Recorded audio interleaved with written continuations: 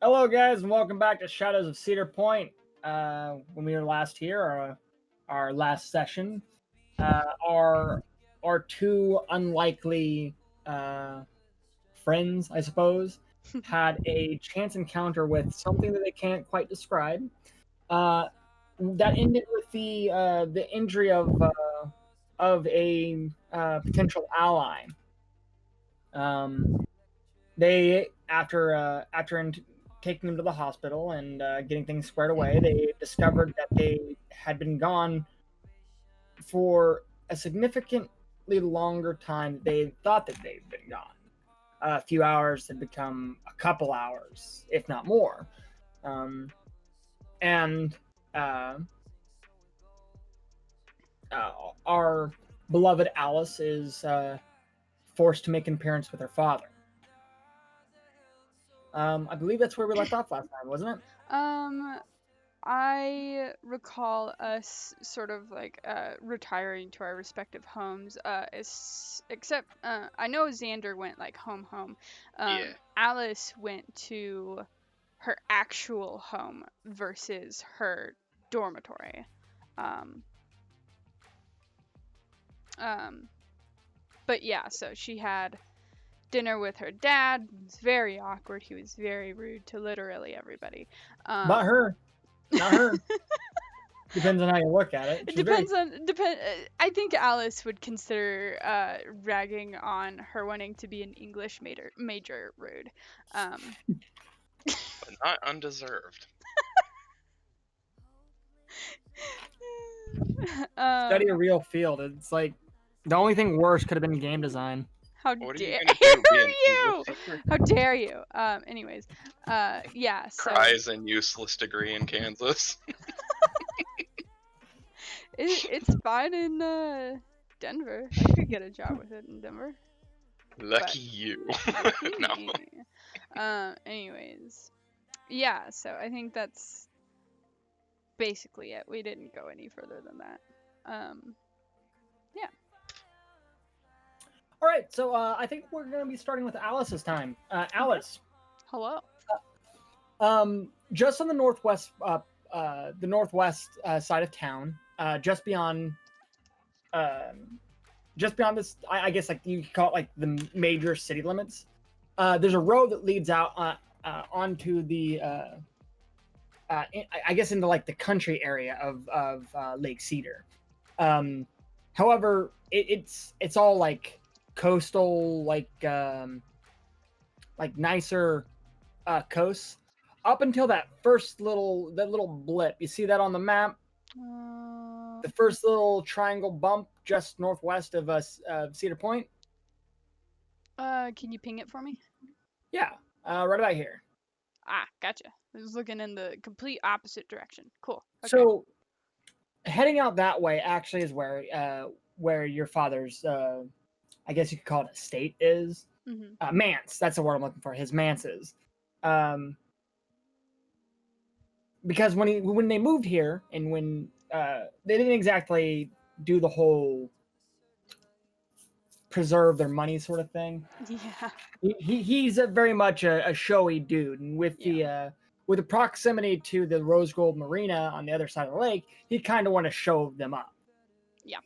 Um, so you arrive, and it is it's a like a tall 3 to 4 story uh, manse with a big like U-shaped building Mhm. with a circular with a circular driveway that's all gated behind a tall brick fence and a electronic gate.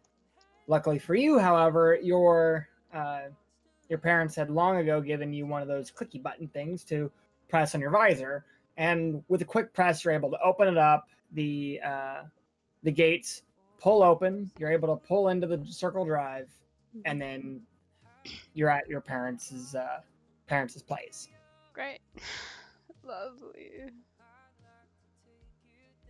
Lovely, lovely. I think she just sort of like parks her car out front because fuck it. Gets out, grabs her backpack. Um, and probably hesitates on like just before the first step before she takes a breath, squares her shoulders, lifts her chin, and marches in.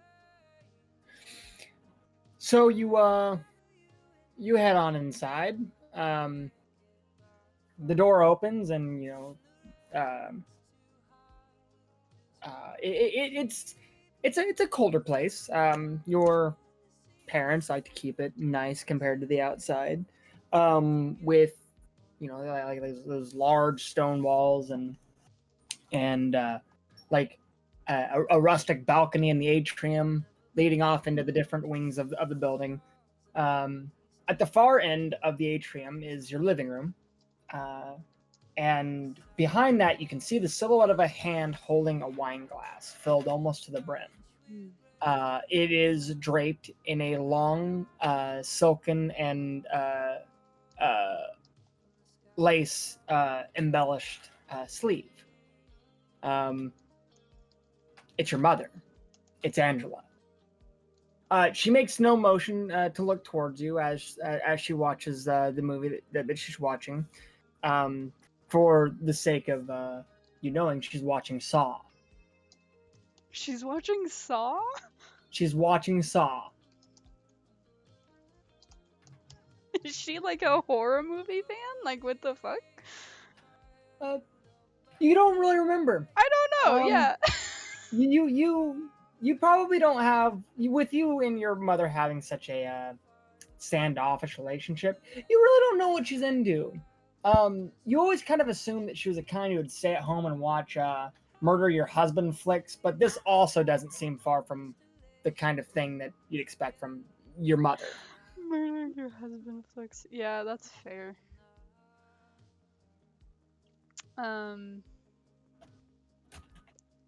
Yeah, fuck it. Yeah, okay. She's gonna go ahead and like walk slightly into the living room, and like clear her throat. Um, hey mom.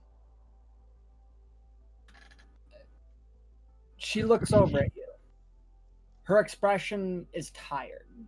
It's the kind of tired that comes with a long day of work, which is funny to you considering you know she doesn't have a job. She doesn't work at all. Hello, dear.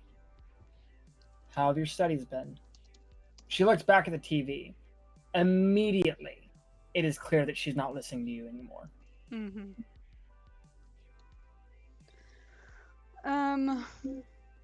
I think Alice just sort of like rolls her eyes and mumbles, "It's been fine," even though she knows that her mom isn't listening anymore. And she glances around. I think she's probably checking to see if her dad's around. There's some freakish, shrill scream from the TV, denoting some character's death or another. Your mom takes a slow drink of the wine before she lowers it and states, simply, "He's in the garage."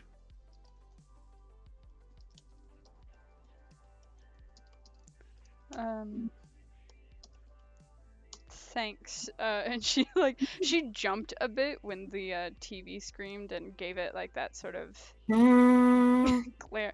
Oh god. She flinches again, and pulls out her phone and looks at the like caller ID. Unknown caller.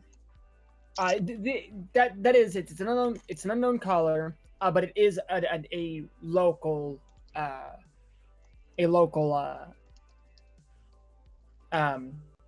number.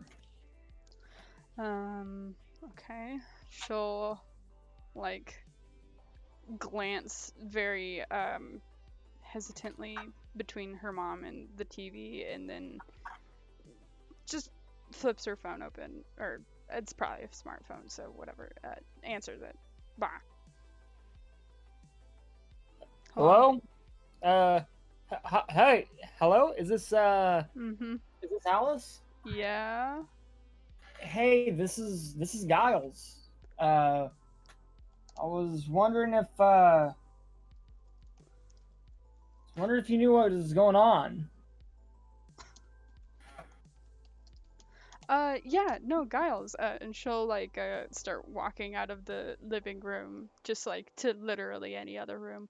Um, hey, how are you feeling?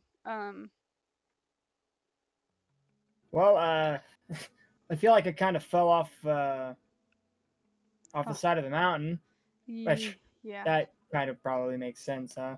yeah. Um, what do you remember? Just so I have like Well, I remember you, and I remember going in where we shouldn't have been Mhm. together with that Xander boy. Uh, I remember your phone going off, and then uh, me being down there. Okay. The doctor says that the doctor says it looks like I have injuries that I was pushed. They Um, want to talk to you and Xander. shit. Um, she like winces a little bit and she's like, yeah, there was okay. Specifically, they want you to tell me what happened with Xander. With Xander? Why? Do do they think it was Xander? She like laughs a little bit. It wasn't It was either Xander or you. it wasn't either of us. What? There's nobody else there with us. Hold on a second, Alice. Hmm. Is everything all right? Nurse? The lights just went out. Give me a second, Oh Alice. shit. Giles. Hold on. I'm going to go see what's No, going no, on. no, no. Do not. If you The do phone take hangs it. up. Oh my god. She like yells that at her phone. Like full loud at her phone. Oh my god. Um. You hear a crack. And just as you hear it, you are in darkness. Oh shit. Are you serious? Another power outage? Your mother kind of pushed herself up, opening her phone and then turning on the light on it. She points at her feet. She steps out towards you before mumbling. Well, it was a boring movie anyway. Look, your dad wanted to talk to you. I'm going to bed. Uh. Uh.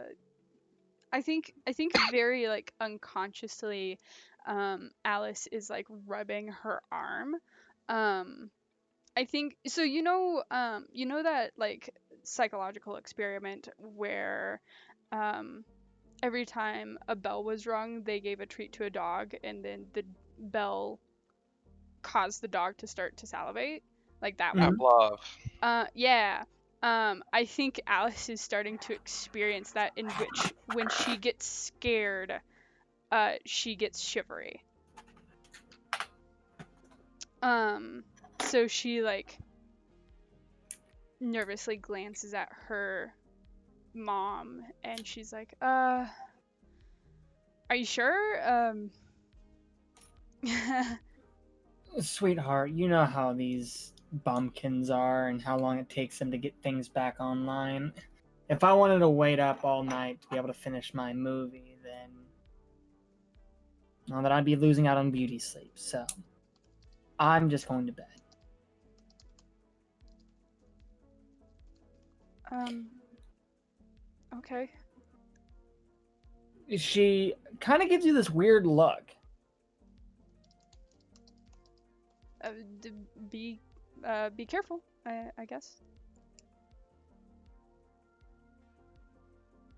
She through the silhouette of the or the halo cast by her phone being pointed down, you can see her thin brow raising. I will see what I can do. Go see her dad, and then she turns and walks off.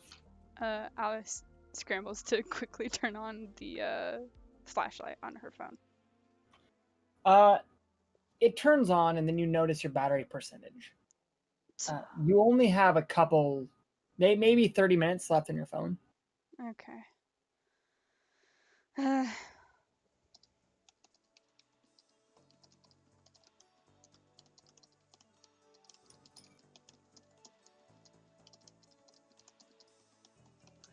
Okay. Sorry, I was finishing up my notes. She fishes out the flashlight that's probably like in her pocket or in her backpack, and switches the phone light for the flashlight as she moves towards the garage where her dad should be.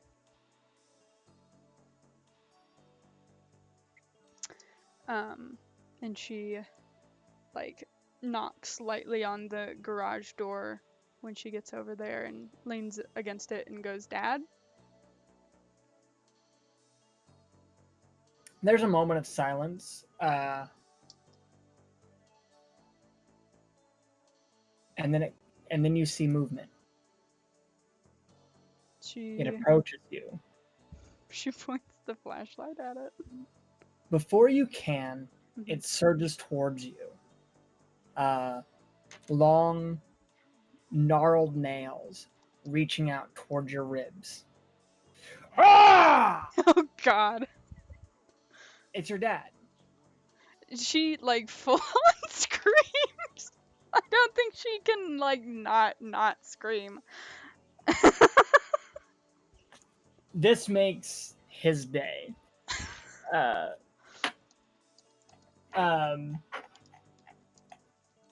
Dawson just loses his gourds at this. He starts cackling.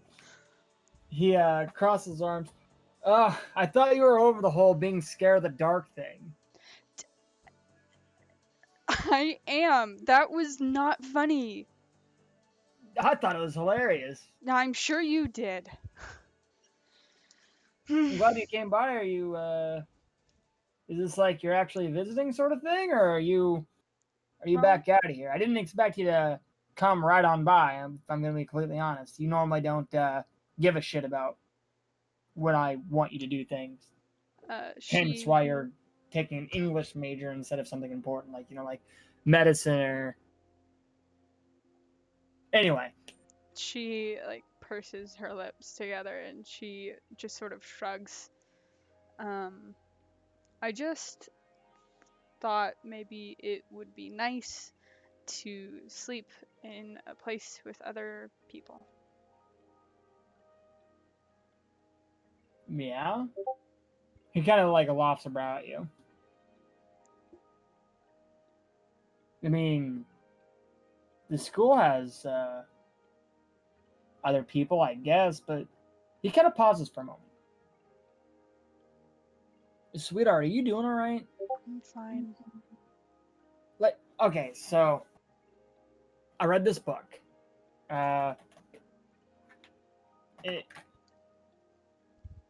It's written by Emilia Cropwell, and it's called "Taking Care of Her." Have you read it?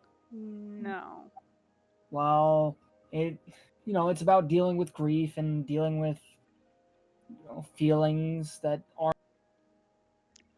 Oh shit. Sorry guys, that's my. It's a book about dealing with grief and being able to handle that kind of grief and how a vast majority of grief in young adults is caused by either a lack of parents or a lack of communication with their parents. And I know that you and your mom don't exactly get along, and I'm kind of absent with me being running the business in Nebraska. So, that's why I'm here. I wanted to come spend some time with you and with her a little whiles and be a little bit more present. And I want you to know I know what you're going through, and if things get hard, I'm here for you. I mean, Dad, I haven't lost anybody. No, and I know that, but look, ever since I sighted the marmot, I've been thinking, and you're friends with that Xander kid, right? He's got a bit of a reputation. Right. I'm your father. You can tell me anything. Anything. She her eyebrows pulled together, and she's Your mom tells me that you've been staying out really late. And, I heard from the cops that you're doing this and doing that and carrying on and all. And are you on drugs? Am I on drugs? Are you on drugs? No, I'm not on drugs.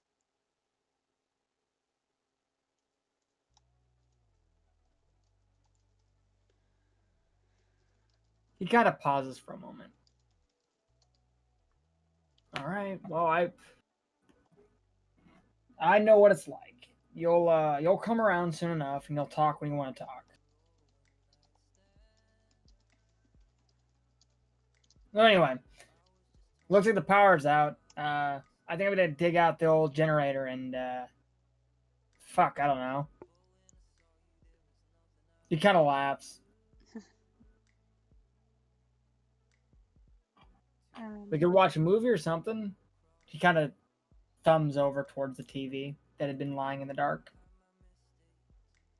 Once you have the generator up? I mean, Yeah. Sure. Yeah, sure. I guess. Yeah. Okay.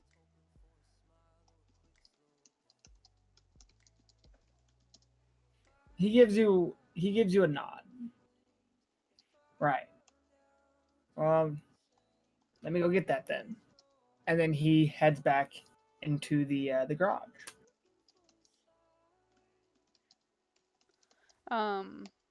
Is that what you want to do with this night? Watch a movie with my dad? Do you think that there might be anything else that's more important? Oh, I see.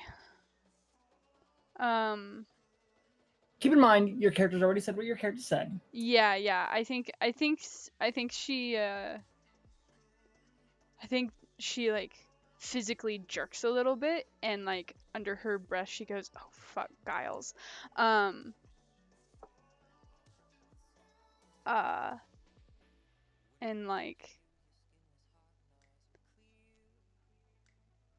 I think she's gone from one panic to another panic, and just sort of goes to the kitchen. Everybody has a junk drawer, right? Does their junk drawer have batteries in it? Give me what's investigation roll. Cool. That's 5. I'll get it eventually. Wow. Youch. So you're able to find a set of batteries. You pop them in your remote, or not your remote. Sorry, your flashlight, and then you realize they're dead. Okay, I'll put my old batteries back in. And I think she just sort of tries to sneak back out to her car, and take off. Shoots Xander a quick text being I think Giles is in trouble. You get to your car. Yeah. And you go to open the door. Please, Dad, no. It's locked. Oh shit. Wait, what? Do Do I have? I probably still have my keys on me. You look inside the window. Yeah. You look down on the seat. Mhm. You see your keys. Oh, god damn it. Wrecked. Oh, he's going to kill me. Solidarity for all of you out there who've done this shit before, by the way. Does her mom have a car? She does. Is it in the garage? It's out in Circle Drive. Does her dad have a car? Yes. Is it in the Circle Drive? Yes. Great. She goes back to the house. Do they have like a wall hook for keys? There is a wall hook. She plucks just one of the pairs of keys off the hook, runs back outside, does the electronic unlock to see which car it is. It is your dad's. Unlocks it, goes to her dad's car, steals her dad's car, and is going to take off towards the hospital. All right. Give me a simple a dexterity driving Cool, great. roll as you are trying to quickly leave. Mm-hmm. Hey. You're able to get out of there pretty quick. You see the garage door opening up, and your dad just waving his hands, yelling. Hey, But- daughter, would you like to spend some time with me? Nah, I got other plans. Steals car.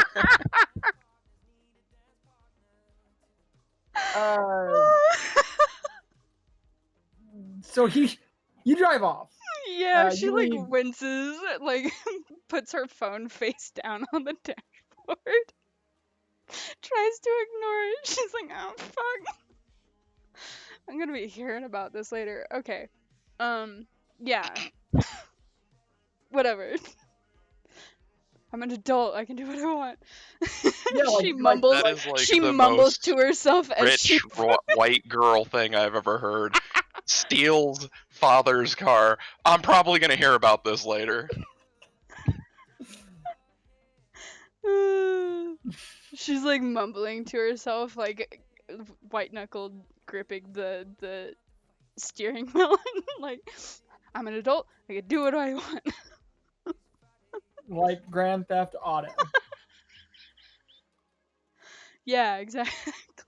And where is she heading? She's heading towards the hospital. Is Xander's house on the way to the hospital? Yeah. Okay. Then she sends him that text. Gallus is in trouble at the hospital.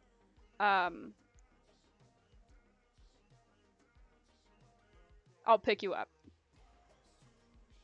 Right? About how much time would have passed? Because when I last seen Xander, he was leaving to head home. Like, It's been about 2 hours, so you got about 2 hours of time between. Oh then- god, was his mother awake? Like, were the parents waiting to ambush him as he walked in the door? Is that a thing? So the lights were on. And we'll go from you going in. We'll start the scene with you arriving and then heading to the house. So he would park, like, the car, take a moment, kind of look down at his hands on the steering wheel, thinking, maybe I could just go somewhere else tonight. Nah, I don't think the Logans would let me crash there tonight. Oh fuck. No. I have to go in. Fuck. He's like trying to psych himself up just to go in the fucking house, and his mind's like running. He's kind of like running through the events of the night and shit. And he's like, I kicked the fuck. He just ignores it. He's like, I kicked the fucking demon thing in the face. I can do this thing. He looks there and he's just like, ah, shit. Mom's gonna kill me. Who the fuck? He takes the phone. Yeah. Hey, you realize it's your sister. Oh, Is sorry. that's you, right? Yeah. Sorry, I thought I thought you were someone else. Is all. It's been a long day. How you doing? I'm all right. I saw somebody pull up and they just sat there. I got worried. I saw somebody moving out around there earlier tonight, and I thought maybe it was you again or them again. I guess. He pauses. Is everything all right? Well, yeah, yeah, everything's fine. I'll talk to you when you get inside. Hey, She hangs up. one sec. he, he just kind of glares at the phone a little bit. He's just like, God, fuck me. All right. He flips it down, puts it in his pocket. Kind of just his face a little bit. All right. Here we go. He takes a breath, gets out of the car, goes to the front porch, climbs up the stairs, raises his hand toward the knob, stops. Fuck me. All right. He just opens the door and goes in, trying not to be too loud, but he's not like sneaking in or anything. Just gonna play it cool. Cause nothing's wrong. Everything's good. He's just gonna play it cool. That's the plan. He's gonna open the door and go inside. So when you go inside, you are immediately assaulted by just a glare of light, like right into your retinas. What the fuck? He just fucking God. Oh, He holds his hand, like cruxes his elbow in his face. Mom up. Shh. It's your mom, or it's sorry, not your mom. Sorry, it's your sister. That one. It is. Oh God. It's Kimberly. She kind of lowers the. She kind of lowers the flashlight. She has a book in her lap, Pet Cemetery, and she kind of has this like bewildered expression on her face. Sorry, I got spooked. Yeah. No, it's okay. It's totally okay. He's just rubbing his eyes. No, Mom, it's fine. Mom went to bed a little while ago. She was really worked up about something, and she didn't say what it was, but she told me that to make sure you got home safe.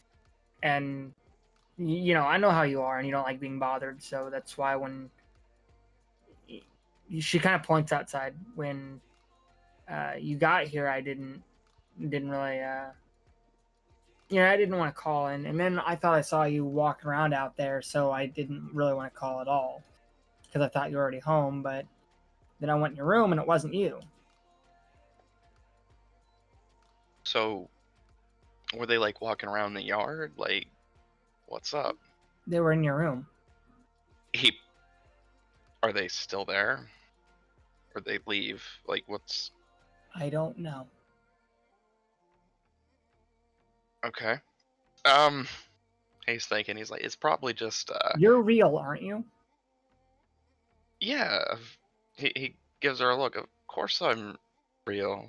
I think you've been reading too many of those books.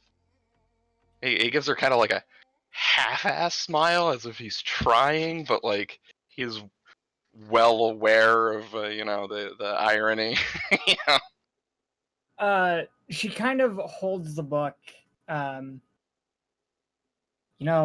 Stephen King's my favorite writer, and Stephen King once wrote that nightmares exist outside of logic, and that there's little fun to be had in explanations, that they're antithetical to the poetry of fear.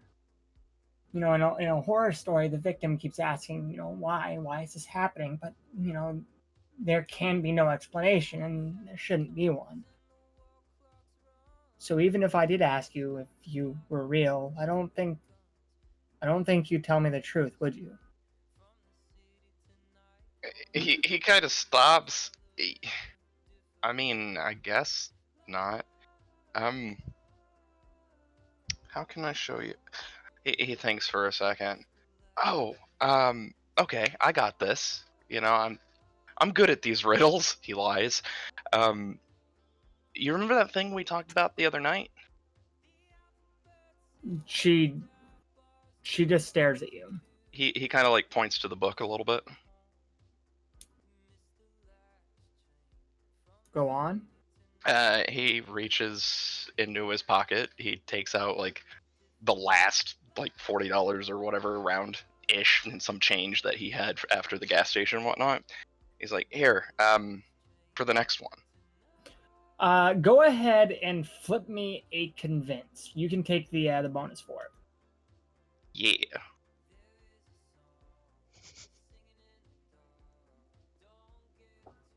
I'm gonna get so many fucking calls. Alice, what the fuck? The specialty is an extra die, correct? That's what the system Yep. is? Mm.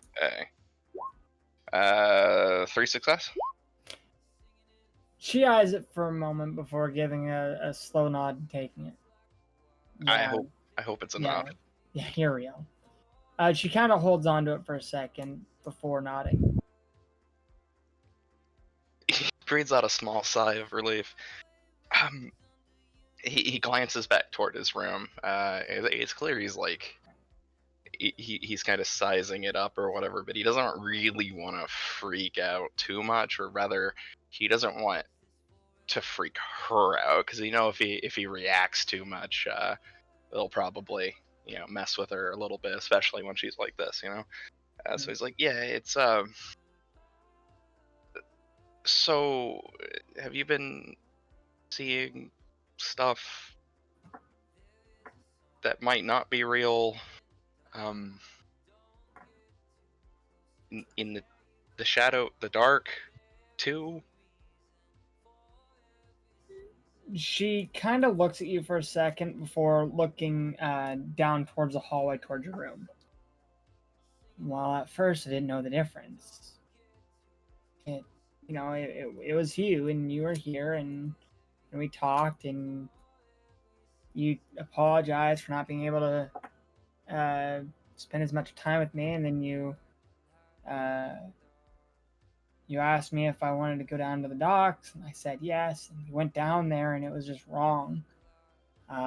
You told me that you wanted to go up to Mount Burke, and I told you that we should go talk to Mom first, and you insisted that we go to Mount Burke, and I told you that I really wanted to go home and charge my phone first, and then I realized it wasn't you. He tries to not let it. I imagine I should probably just roll a composure for this. Yeah. Right. Yeah, give me. You're trying to subdue or you're trying to hide the fact that it's bothering you.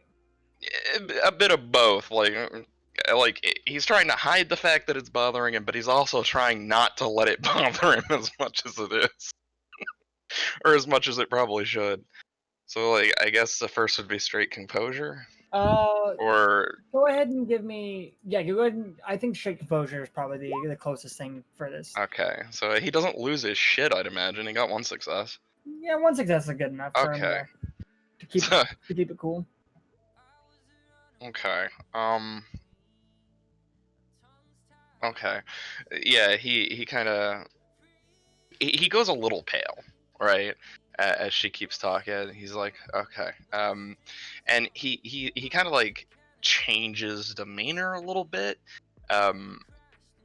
He slips into like a little bit more of a like less relaxed, more of a about to like fucking kick somebody in the face kind of stance or whatever.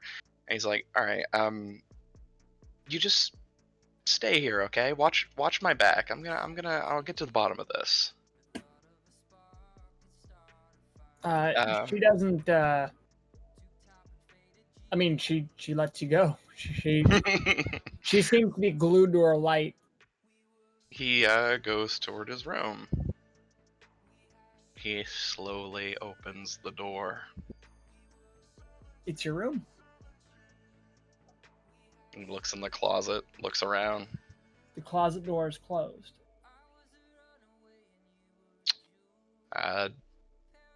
checks the stash thingy. Just like checking kind of like anything around, you know. Has he opened the door and he's like going in? Yeah, to- he's in the room. He And then, definitely so went. has he entered the closet yet? Is what I'm asking. Oh, yeah, he would be like searching it, you know, like not not. I guess I rephrase. He doesn't go like to the hiding spot thingy, but like he goes to the closet and starts like moving coats around, you know, places where somebody could hide. I guess would be a better word. Oh, okay, that works. Yeah. So the first coat you actually reach out for, as you reach out for it, you touch it, you feel something. You were so wrapped up in the moment of searching it and finding out that you let your other senses kind of diminish. Okay. Mm, Fucking jumps. mm. God damn it! I hate this fucking thing, man. I hate this fucking. He takes it. It's Alice. Yeah. What? Wait, did I call him? Yeah, it was when you did your message. Yeah, my text. Oh, yeah, I thought you meant she was calling. Text I called, sorry. Yeah, he probably would take out his phone. Yeah, what? No response. He'd just be like, "God damn it!" Yeah, he scrolls down a little bit. Fucking course, of course. Yeah, okay. Dealing with something at home.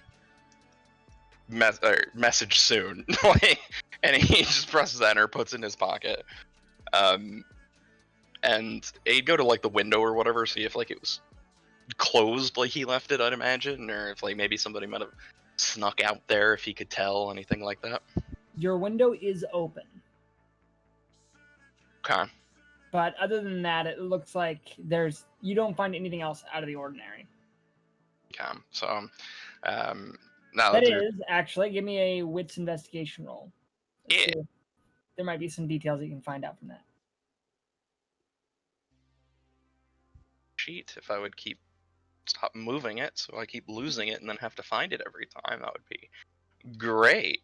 There we go. No success. Yep, you don't find anything else. Anything else out of it. It looks like whatever was here, if there was something here, which you find no evidence of,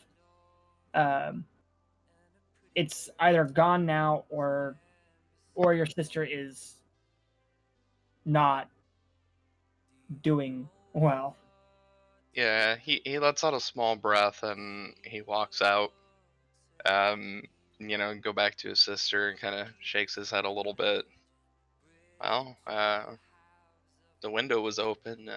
If someone was in there, looks like they probably flew the coop. That's probably what I saw earlier. She kind of kicks her feet out from underneath her and sighs. He reaches into his pocket for a cigarette, gets it out like to the point where he's about to light it, and then kind of hesitates because if mom caught him smoking in the house, she'd probably beat the shit out of him. She's already pissed off enough, so he kind of lets it fall a little bit, taps his hand, just almost as if he's unsure what to do to him or do with himself. He shifts a little bit, didn't really look like much was missing or anything was missing, actually. Sorry. It's probably just one of my friends playing a joke. Stupid, but yeah, I don't know. Light floods the already well-lit living room as a very, very nice car pulls up into the driveway. Kind of looks out the window. Who the fuck is that? You have friends coming over? He glances to her, because surely nobody in a decent car would be calling to him. Obviously. I don't have any friends, Xander. He kind of laughs. Well, I find that hard to believe. Even I have a friend, and look at me. He glances back out the window. His phone buzzes. It's just, I'm here, hurry up. Damn. He takes the phone and he's like, he messaged it. 400 He's like, got you all that. he messaged, God, what, you steal daddy's car or something? LOL. The LOL is in caps.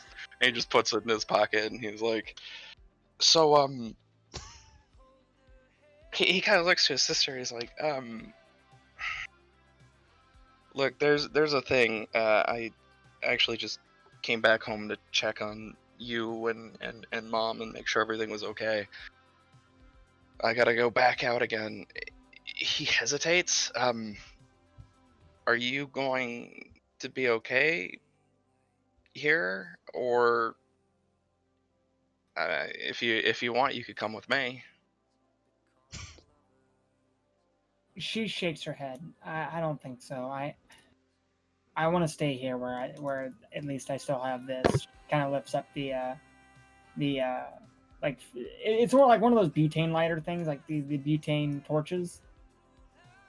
Powers out all the way across town, and I don't want to be out there when it's like this. I don't blame you. He kind of like scratches the back of his neck. I haven't been having much of a good time with the dark lately myself, if I'm being honest. I'll be back in a few hours. If anything else happens, anything at all, don't be afraid to call. I'll actually pick up for you. She gives a slow nod. She kind of like looks down at her book before looking back to him. I'll be here when you get back, so I'll wait till you get home to make sure that you get home okay. Okay. And when I get back, if you're still up, or tomorrow or whatever, we could talk about tonight and talk about what happened. Yeah. Everything's gonna work out. Everything's gonna be okay. I just gotta go check on a friend of mine. And if mom wakes up and she's still really mad, you could do me a favor and try to get her to take it easy on me, okay? I'd appreciate it.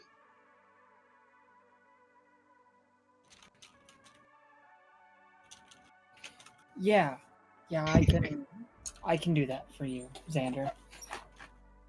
Yeah, just just be careful. All right. Just be careful. And he'd head out into the ridiculously fancy car. She'd see him step outside, carefully close the door, lock it behind him, do the whole thing. He'd head to the car. She like Do reaches like the over. overly exaggerated thing where he just puts his hand on the car and just kind of runs it along. He's just like, wow, this is a nice ride. And he looks down, he's like, you and your dad must have had a hell of a chat. She rolls her eyes and she says, I locked my keys in my car. And I got a call from Giles. And as he's like getting in the car and everything, and she's starting it, not starting it back up, but putting it back into drive and starting to drive. So she's driving and talking. I got a call from Giles pretty soon after I got home, and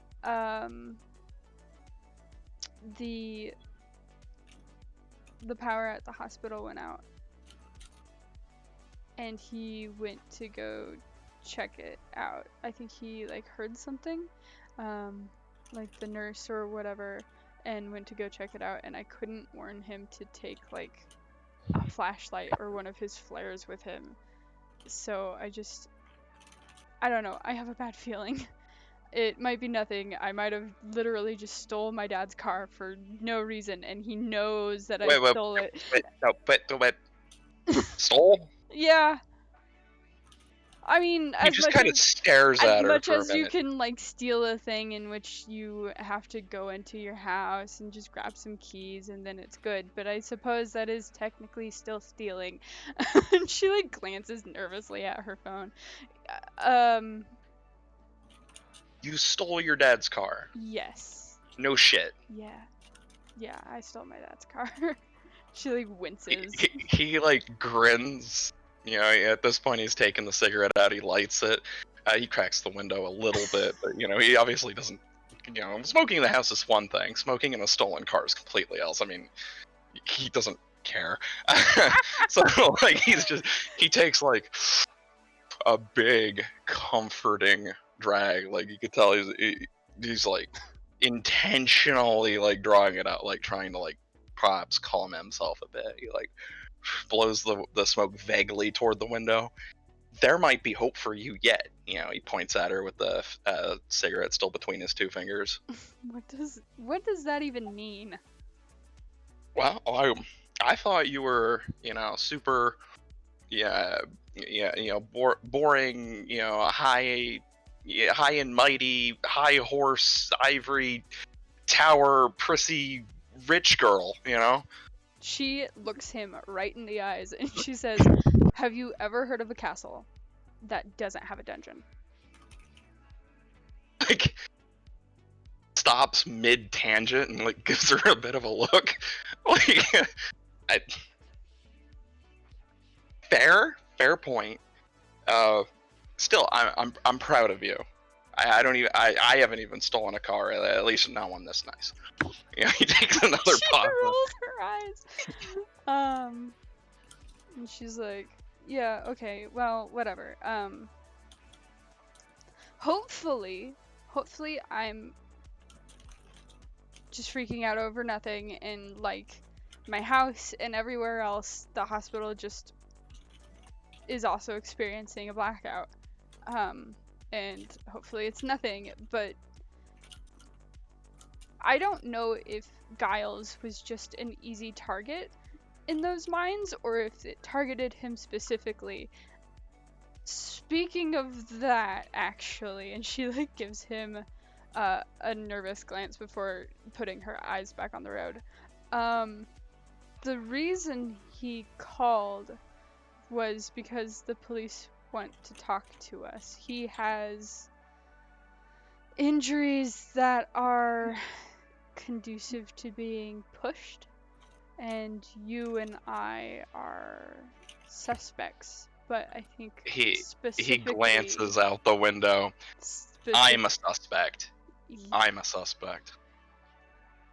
Yeah, you're a suspect. Oh, that's I told Giles that it was neither of us, but I didn't know what to say to explain how he fell. And then the lights went out. And she like shudders and like rubs one of her arms real quick. so, oh, that sucks. He just kind of rubs his temples a little bit. All right. That's fucking great. I wasn't expecting that. Yeah.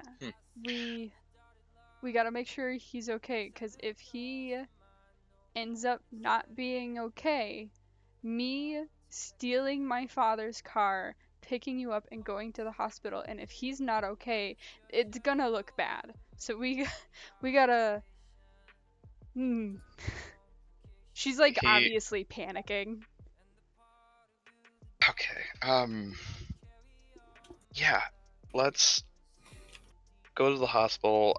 Actually, maybe it'd be best if he kind of thinks. Do you think maybe it would be best? Give me a drive.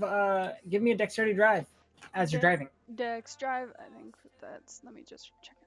Dex drive. Alright, 5. Yeah, yeet. I rolled the wrong one. 5d20. Oh my god. Oh my fucking god. Oh shit. No successes. You were enraptured in conversation. Mm-hmm. It takes most of your attention to respond to him. You don't know what it is. Maybe it was the dark or the storm above that crackled. The rain hadn't set down yet, or at least if it had, it already passed. Or perhaps it was just in some sort of eye of the storm moment. Regardless of the fact, you barely are able to look up in time as you see the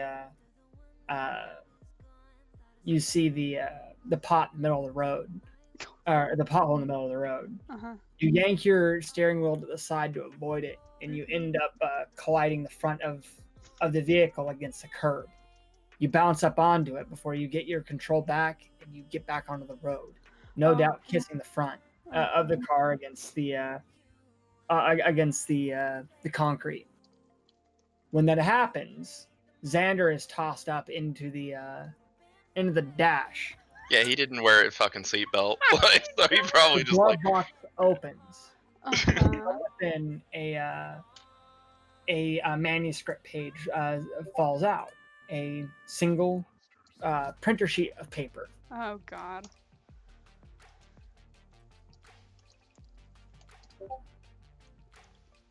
She rests it back into control. Yes. Yeah. Like, did it fall out like on Xander's side or anything? Yeah, it fell out into your lap. Oh yeah, he's gonna look at it obviously. Ow! What the fuck is it? I'm sorry. Watch the fucking road. Okay, Jesus I'm Christ. sorry. And she's just looking straight ahead. I don't think she even really I think she registered that the glove box popped open, but I don't think she registered the paper. It's in your handouts. Handouts.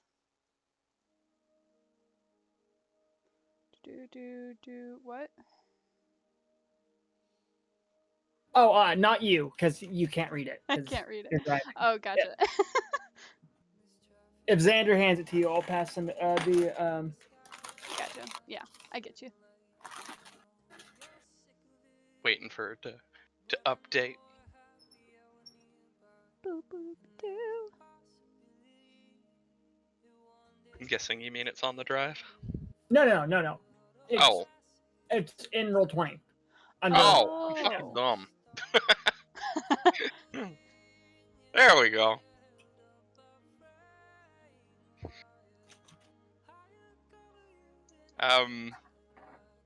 Yeah, he would look. Does it look like does it look like something that's from like a personal diary or like a stage print? It looks kind of like a stage print. Oh, okay. So he'd take it, kind of look it over, and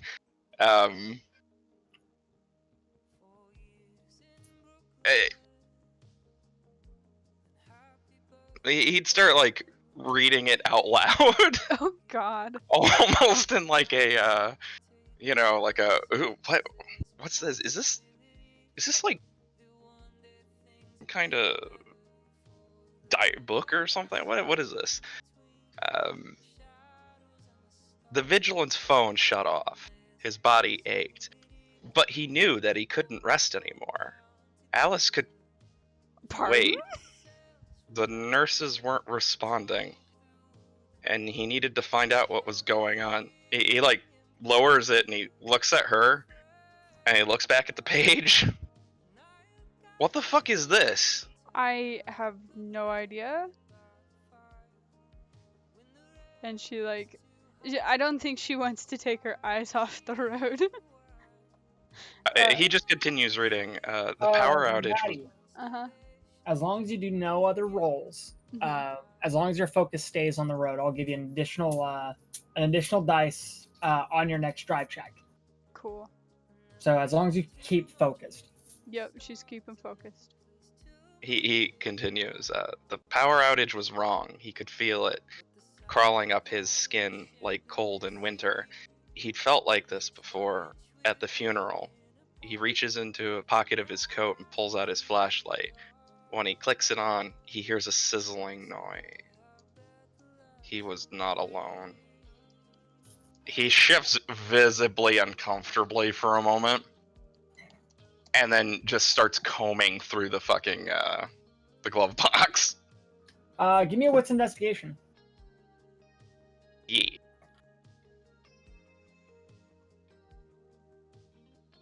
Success. Uh, no, yeah. So you frantically look through the glove box, but you don't find anything that you search around in it, and you're not able to find anything that seems to be useful. You don't find anything relating to the note. You find nothing like that could be useful to you. There's nothing in it. There's gloves. There's the documentation for the car. That's about it. He'd frown. He'd kind of look at the paper. He'd reread it once or twice, like in his head, and he kind of looked over at it. What's going on here? Like this is your dad's shit, right? Like, I mean, yeah, it's his car. okay. He kind of gives her a look, like an expectant look. She like shrugs and shakes her head, and is just staring straight forward. Look, I don't want to run us off the road. I don't know what you're reading. It sounds. I don't know what that is. Give me one last drive check. Go ahead and add your additional dice to it. Yay.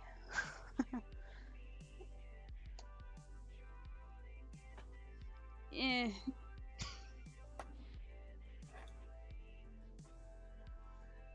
Meh. Lights flood your windshield as you see a vehicle pull off from the side of the road. Mm-hmm. It had been only then you glance up and notice you had ran a red light. Fuck! No! This However, is the worst! Mm-hmm. However, with the frenesis and the frantic moment, you slam your foot down onto the gas pedal, Mm-hmm. and you take off in front of the vehicle that would have T-boned you, narrowly avoiding it and careening down the road. You hear a loud honk from behind you, followed by it swerving before you're once again able to gain control of the car. The hospital, Cedar Point Hospital, comes into view just afterwards. The lights are out, all of them. You pull the car up and you park it. Yeah, she very quickly like puts it in park and like takes her hands off the wheel, and her hands are like visibly shaking. She's full of panic and adrenaline. He folds the paper carefully, sticks it in his pocket, and he's just like, "We're gonna talk about this later." Okay. Also, you're not driving again. That was horrifying. He gets out of the car. Imagine if I hadn't have had that extra dice. Oh my god. I don't think she says anything. I think she just gets out. The second most horrifying. She makes sure. She makes for damn sure that she has the keys on her. Okay. And then gets out. I think, yeah. I don't think she leaves the car on. I think she's afraid of time passing like it did before and the car dying, which would leave them stranded, and she doesn't want that. So, turns the car off, gets out, puts the keys in her, like, overall things.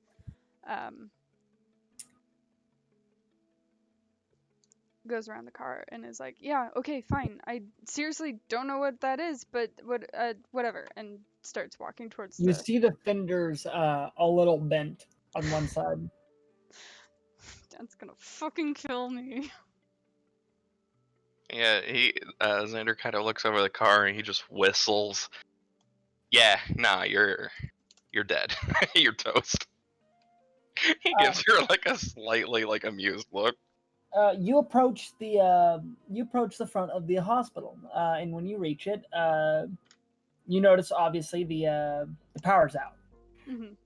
The doors do not activate when you approach them, and when you try to get them to open manually, they resist your arms. Give me a wits investigation.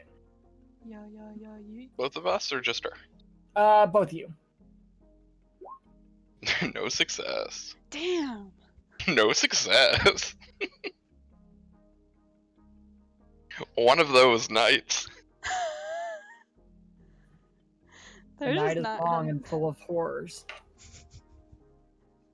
This door's about to get kung food. Life it's is locked. short, but also terribly and insufferably long.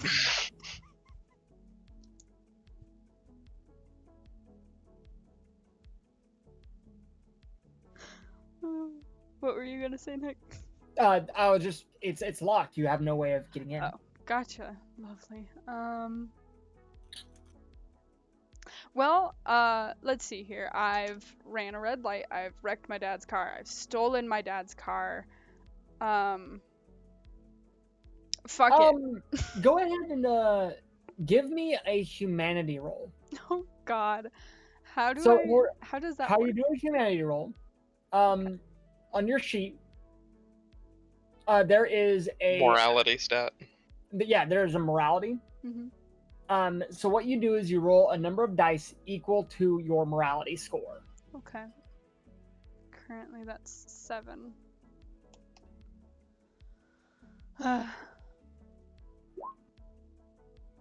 Okay. But the thing is that you stole the car. You stole the car, but you needed to. You had to get here. So you're able to justify it to yourself, and all's well. It's fine. It's fine. Your dad will probably forgive you, and if he doesn't, he'll be mad at you for a little bit. But the fact is, you needed to be here. Gotcha. Okay. She's gonna go back over to the car and she's gonna pop the trunk. Does her dad have, like, a crowbar, a piece of wood? There's a tire iron back there. She grabs the tire iron and closes the trunk. And walks back over to Xander. What items does Alex have, or does Xander have with him? Does he have his backpack still? I don't think he grabbed it when he went back outside. I think he left in a hurry. Like, he brought it back into the house and probably just would have left it by the door when he went to the room, right? Like, I imagine he would have shedded that, went into the room because he was kind of like where he was going to get into a fight or something, you know? And then he just kind of didn't bring it. Oh no. Do you have, and she holds up her flashlight. He hesitates and just kind of slowly shakes his head. Shit. I left my bag at home. I did too. I don't have an extra. Does your phone have a flashlight? He pulls out his little burner flip phone. He presses a few little buttons and it kind of lights up a little, but like just the bright white background of the screen isn't gonna do too much, you know? She turns on the flashlight on her phone and hands it to him, and she goes, I don't have much battery left, but at least you'll have one for a little while. And then I can tell my dad that I didn't answer any of his texts or calls because my phone is dead. He kind of he's like, do you think you should call him and ask him what the fuck that thing is? Like, the paper? I don't know what the paper is. I haven't read it. You just read some stuff off, and it sounded sort of like the thing that we've been seeing. But other than that, I don't know what it is, and we have to get in there. And she gestures with the tire iron towards the hospital doors. Alright, fuck, we'll deal with that shit later. I don't know. Let's just go in. I mean, do you want to try? Because my next plan is to just smash the window, and she holds up the tire iron. He frowns. Well, it's a hospital, right? There might be another door or something that's not locked around back. We could try there. And she... Or we could just bash right through. I mean, it doesn't look... He kind of looks inside. Doesn't exactly look like, anyone's around, you know?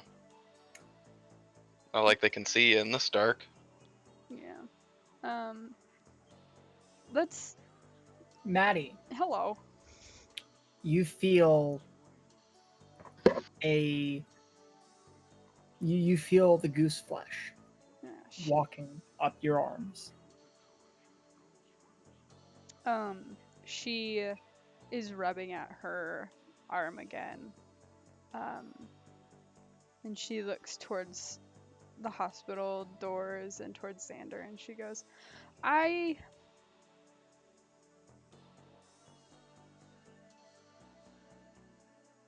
we have to get in. And she's just gonna walk up and smash the doors.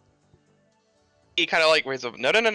Like, I would imagine there'd be like ground level windows and shit, right? Yeah. Sure. He kind of points to one of the windows. Easier. Is it? I mean, okay, let's try it, I guess. Okay, well, yeah. Let's go through one of the windows instead. She gestures. All right, okay, fine. I'm just, I'm worried.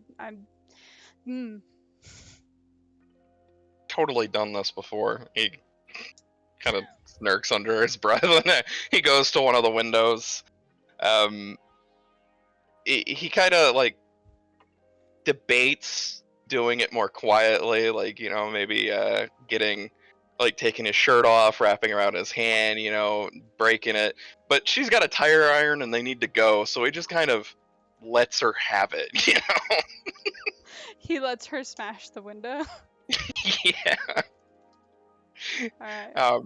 Plus, he's not going to pass up the opportunity for, you know, prissy Miss Alice to smash a window, you know? There's a small little seed of pride there somewhere. Alright, what am I rolling? You are rolling a weaponry plus strength. Okay, great. That's a 1d10. Hey! Yeah. There is a splintering crash as your tire iron just breaks in this fucking window.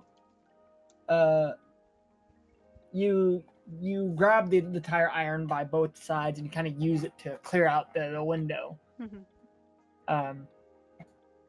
You feel Auto breaking into it. You know we're going to jail for this, right?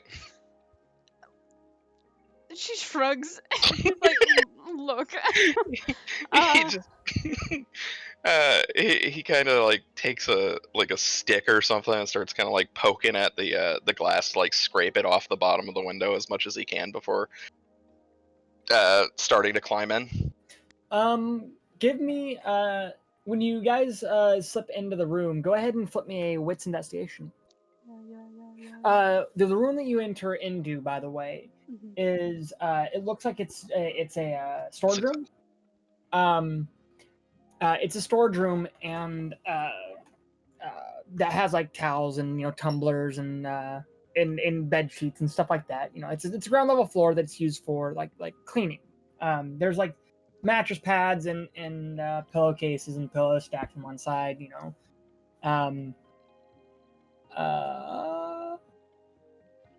yeah, you both see a you know, there's the door's slightly ajar at the far end of the room, with a it looks like a note just like taped to the back of the door. Okay. He would kind of go and look around, glance around the room real quick, and I doubt there'd be anything that would really catch his eye unless like they have a place for like flashlights or something there. You know, Um, this is like a linen's closet. It's called a yeah, that's linen's kind of what closet. I was thinking. That's why you So just give it probably a not. cursory glance, but wouldn't bother searching. You know. He'd go to the little sticky note thingy and like hold up the light of the phone real quick to it, you know, and kind of try to read it. Your journal has been updated.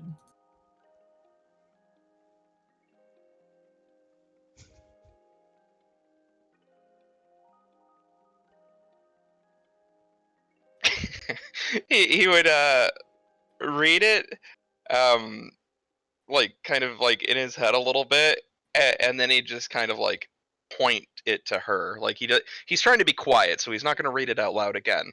But he would like tap it with his knuckle, just making a little more noise than just pointing at it with his finger. You know, like look at this. Yeah.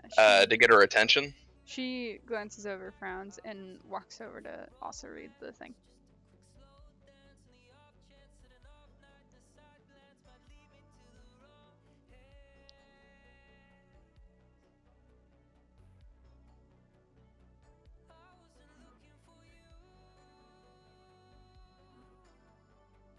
She like. What does it say? Oh. Like, do you want me to read it out loud? I think yeah. I think. Yeah, you go should ahead and probably lead it read out to the Okay. You know, audience. future reference. Yeah. Okay. It says she would lie to her dad and justify it all.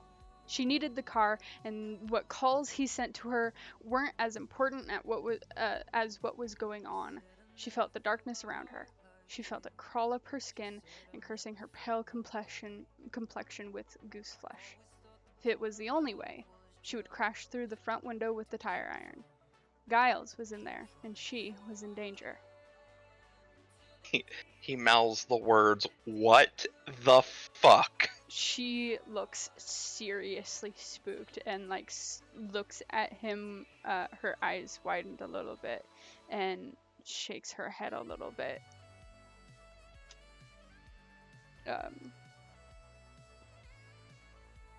She takes the note, folds it up, and puts it in her pocket.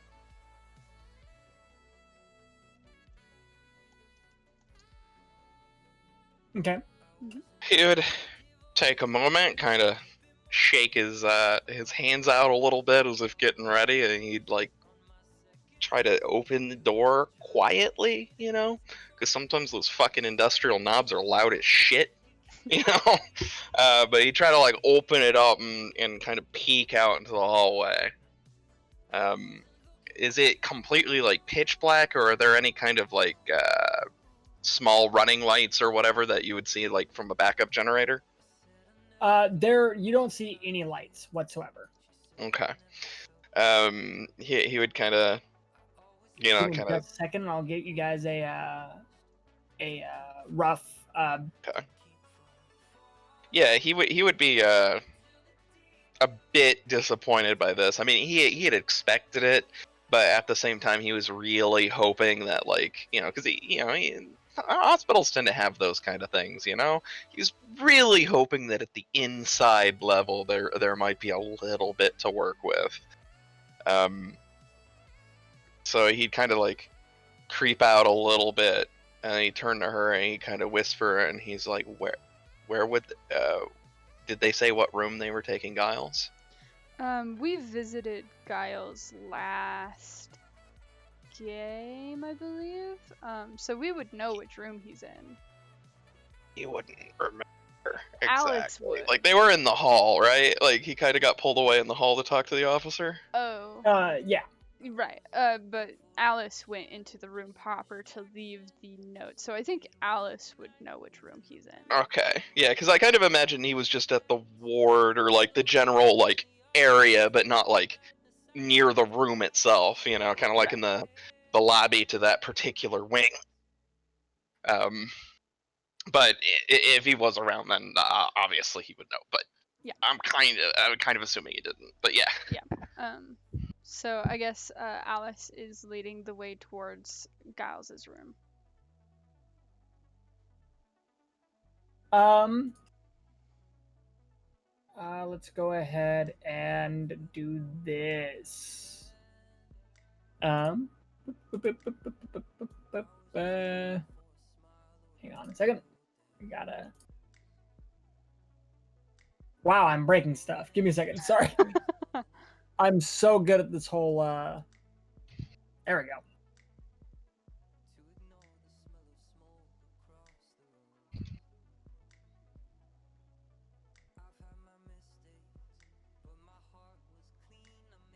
All right. Boop. Lovely. Ba, ba, ba, ba, ba, ba. Boop. Gotta do this advanced set dimensions. Woo.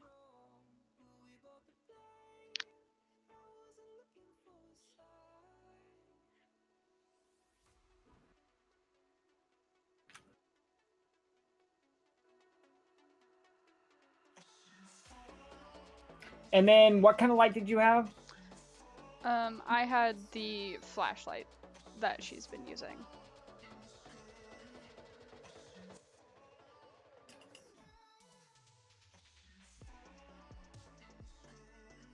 Oh, that's wrong. Yes, floodlight. Yeah, that's not a. I don't know, man. Some of those phone apps are really bright.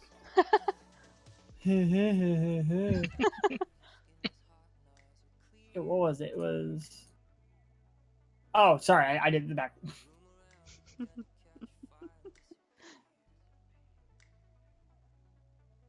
cat's being weird.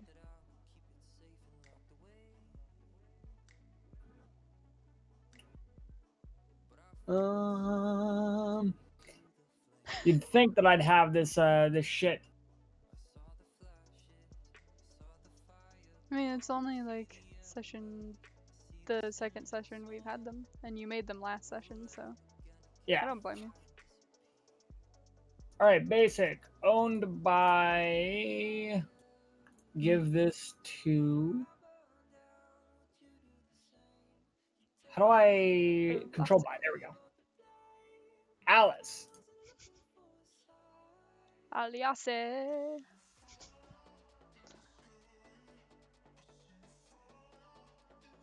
Yeah, I can indeed control it. There we go. Sweet. Red represents doors. And we said last time that our movement was our speed times 3, basically. Yeah. Okay, great. Which equates to, because I'm good, I'm at 27. Great. All right. I assume we're not in initiative yet. Nope. Cool. I forget how to do the. Oh, figured it out. Haha. Cool, great. Yeah, I think she would just exit the room. Peeks out the door with the flashlight poking out, sort of like so. Okay. About like that. Yeah, so she wait, didn't Xander open the door first? Yeah. Okay, and I'm gonna He had kind of creeped out a little bit. yeah, he kind of creeped out, and she'll just like join him since yeah, fuck this Negan. Cool, yeah. And she just sort of waves the light back and forth.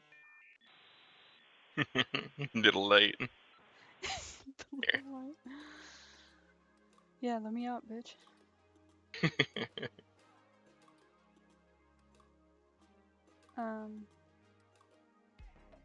Yeah, so she's just sort of looking around, and then she'll go towards Giles' room, which I would assume is probably down this way.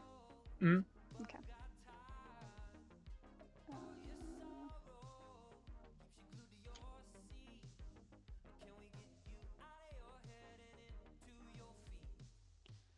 She'll go like here, which I think is her movement.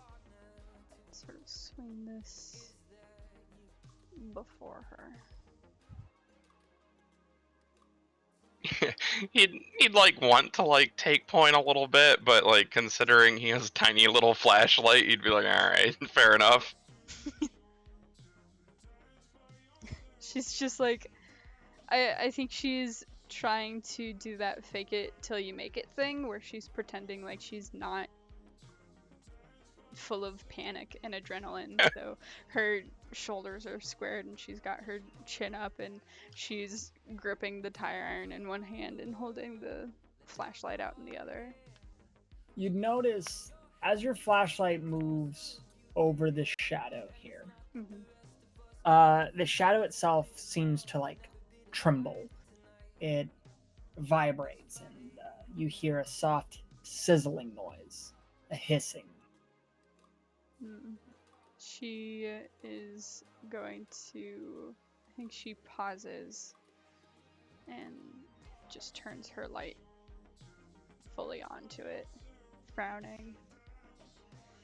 Oh, shit. I was really hoping that I was just overreacting. Really hate fucking hospitals. Well, she's going to keep her light onto it until it sizzles away. So it's not getting any smaller. Oh, it's not. No. And she frowns slightly, and she goes, that's weird. She'll get closer, but not like all the way there. And she like frowns and squints at it and like takes her glasses and put them on the top of her head since they're inside and it's dark. And she like squints at it and she's like, it's not going away. Give me a give me a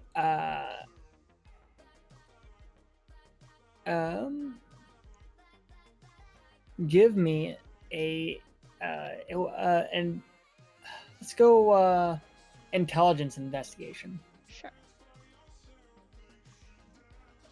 4, 5, 6. Oh, my bad. Sorry. I meant to do an advanced roller. There we go. That's fine. You can keep. I'll let you keep the first one. Okay. Then I guess, yeah. I think it's the same either way.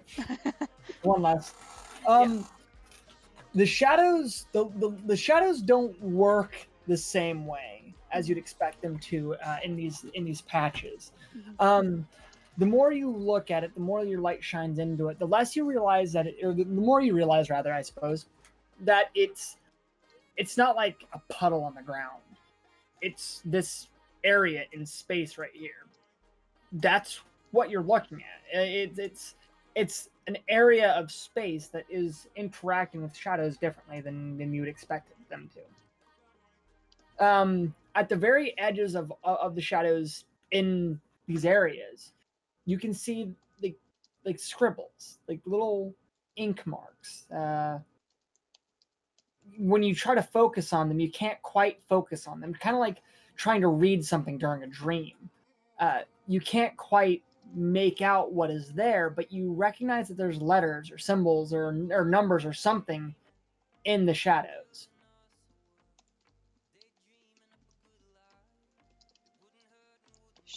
Her frown deepens and she looks back at Xander and she goes,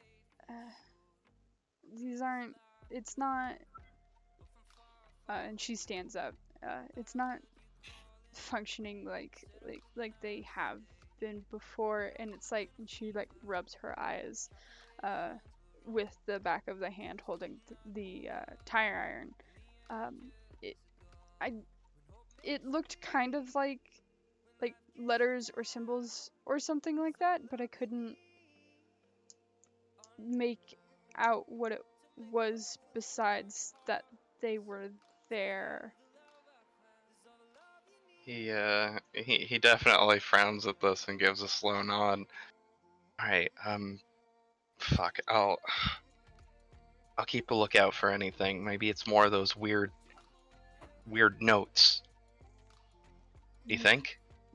She like shrugs gently and she's like, I don't know. Which one of these rooms out of game is Gauss's room? Is it like this one or is it this? It is down. So, you were led down a hallway from the main. This is the main atrium where you're checked in. Right. You're in the first corridor. Okay. It is down here-ish. So through this door right here, Okay. and then further down. All right. She's just going to. Right. It's from the edge. Yeah. She'll just avoid, like, go around vaguely, and end up about right here, and shine her light down the hallway. The hallway before you, give me 1 second. Shape.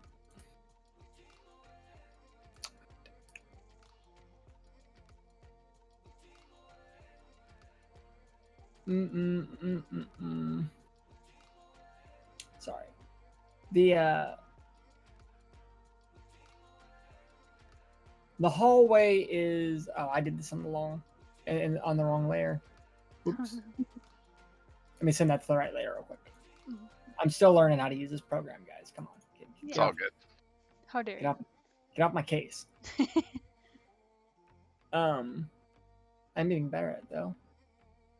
So the shadowy crap here doesn't like melt or sizzle away like we've used to. No. It does react with your light like it's like being disturbed by it, but it doesn't burn away. So while he's holding her phone, he'd actually try to snap a picture or two with his. You're trying to take a picture of it? Yes.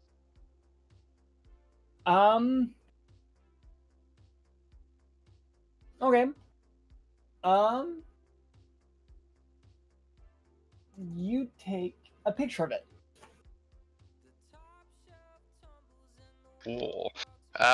He'd like look at the pic, because when you take the picture, it has the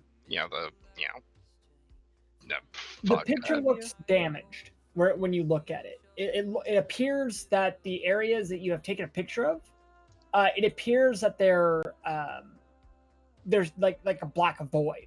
Like there's nothing in that picture there. But it's not a void like something that happened to the image. It just appears like if you were to take a picture of something and just cut out that area. So like you could see the light around it on the wall, and But then where the picture is, it would just be like cut out, like photoshopped out. Yes, literally, like photoshopped out with a black background.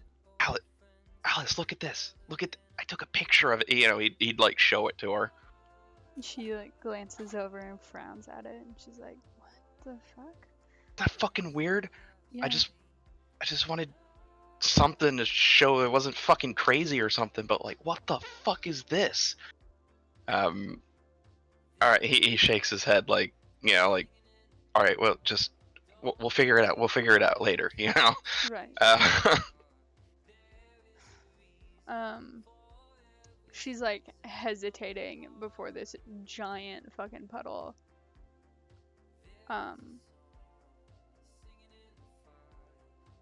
So he's down this corridor.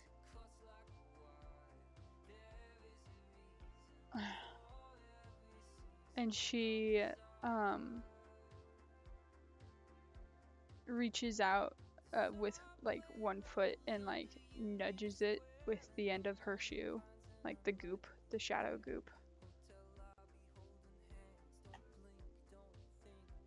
You nudge it with your foot. Yeah, she's not so like keen on.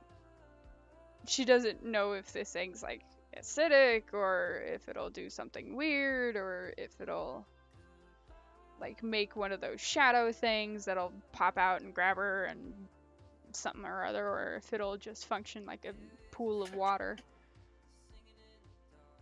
All right.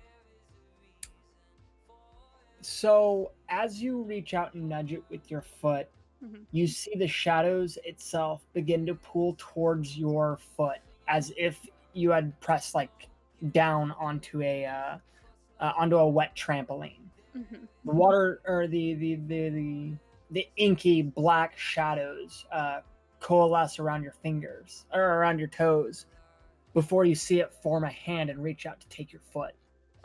She. Uh, Oh boy. give me a strength Just as or strength. go give me a dexterity as you try to get away from it before it grabs you. Sure. Hey. There you go. You're able to get your foot back as the hand manifests and disappears. What the fuck was that? May maybe we get some of those linens? And she like glances back at him. Giles is probably like his room is down this hallway, but I don't think we're walking across. Yeah. What is your boy doing right now? Actually, let me go ahead and let me help you out here real quick. I'm gonna do one thing real quick. This right here is gonna get edited. We're gonna do this. Advanced engines go.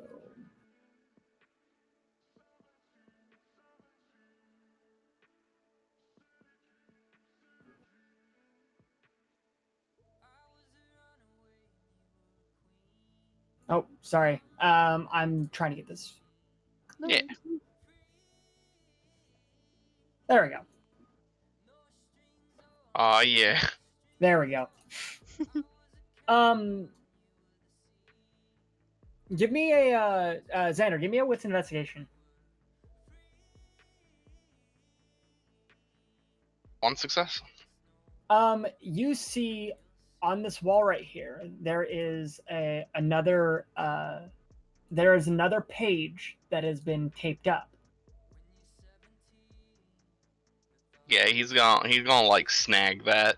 Like he had started heading toward the linen closet and whatnot, but the page thing has kind of got him very interested. He's gonna snatch it and read it.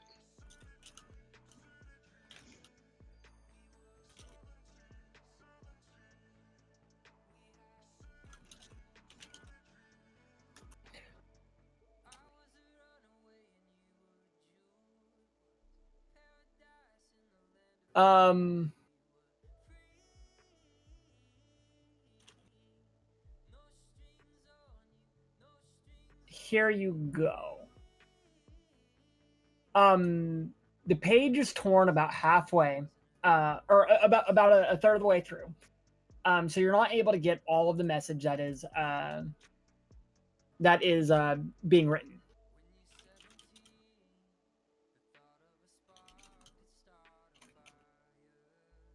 Huh?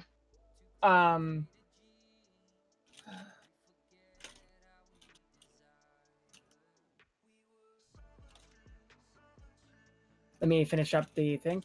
Mhm.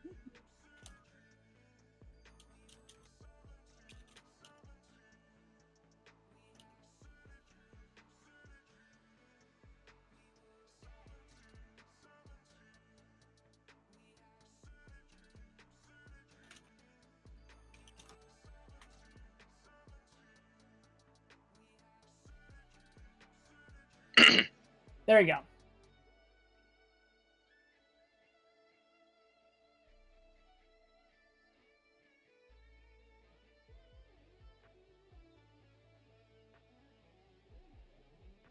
He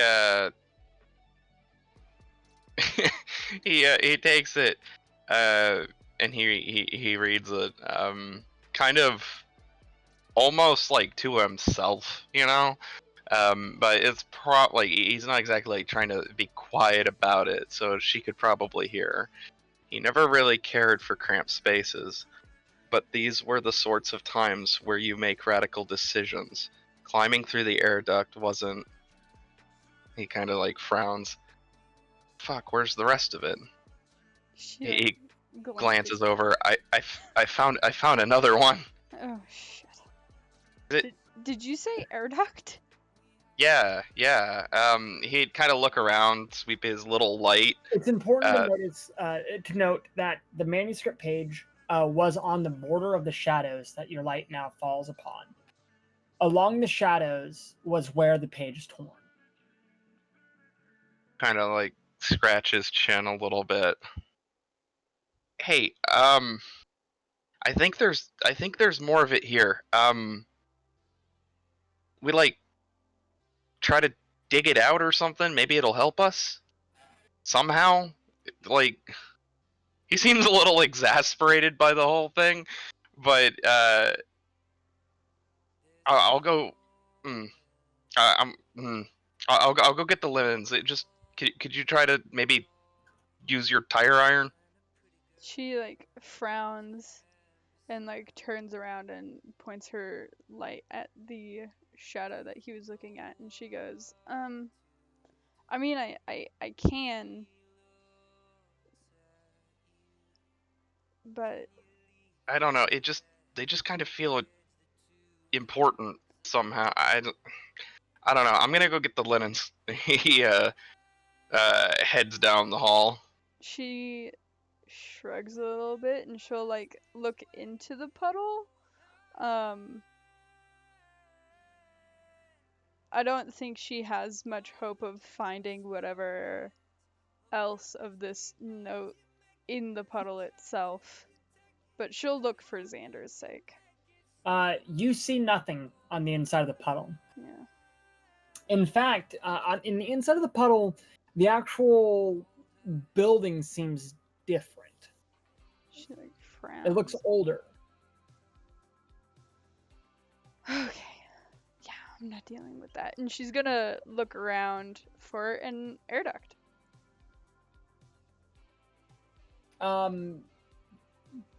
You don't see an air duct in this room. Not in this room, huh? Since she's right by this door, she's gonna like open it and take a gander inside. So you open the door. Mm-hmm. This one is it appears to be like a utility room, like a utility closet. Mm-hmm. To the right, there are racks with various tools and junk on them. To the left, there seems to be janitorial supplies. Give me a wits investigation. Sure. Yeah, yeet. You see an air duct. Oh, great. She like leans back outside the door to wait for Xander to come back out with the linens to like wave him over. Yeah, he'd go grab a bunch of like the he'd grab a few of the thicker towels he might find, some bed sheets, that kind of thing. Grab 2 or 3 of each, just what he could grab, and he kind of carry out with a bundle of cloth. She like waves him over and is like, Xander, find something? Like, what's up? I found an air duct. And she goes into the room. He like frowns deeply. Do you... All right. I didn't Fuck. see anything else in. I didn't see anything in the puddle. But that thing mentioned an air duct, right? And she like shrugs a little bit. He kind of looks at it again and nods. He's like, "Yeah, but it was incomplete. Like I don't know if this is the best idea, but I think whatever is. I saw a hand reach for my foot. I don't think I think whatever is in these puddles is being pulled somewhere else, and to be honest with you, I don't think Lennon's gonna He nods help his head. cover that. You're probably right. Well, at the very least, there's less places for things to grab us in the air ducts. Yeah. He lets out a small, like, nervous chuckle. If you want to try and get the air duct open, I'm gonna see if they had like flashlights for the janitors and stuff. Yeah. Yeah. He kind of like holds his hand out for the crowbar. The tire iron. Yeah, the tire irons. She'll hand it to him, and then get her to look for flashlights or batteries or whatever. Go ahead and give me another wits investigation. Yeah. Yes, bitch. Oh Jesus.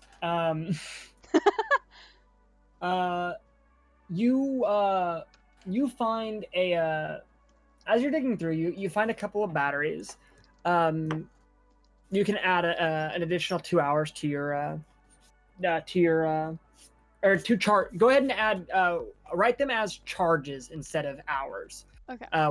Convert your every 15-minute into 1 charge. So the flashlight that you had would be 7 charges or whatever. Okay. You find batteries worth 4 charges on there, and you also find a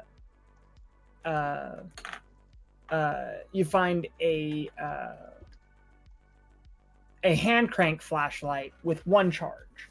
Okay.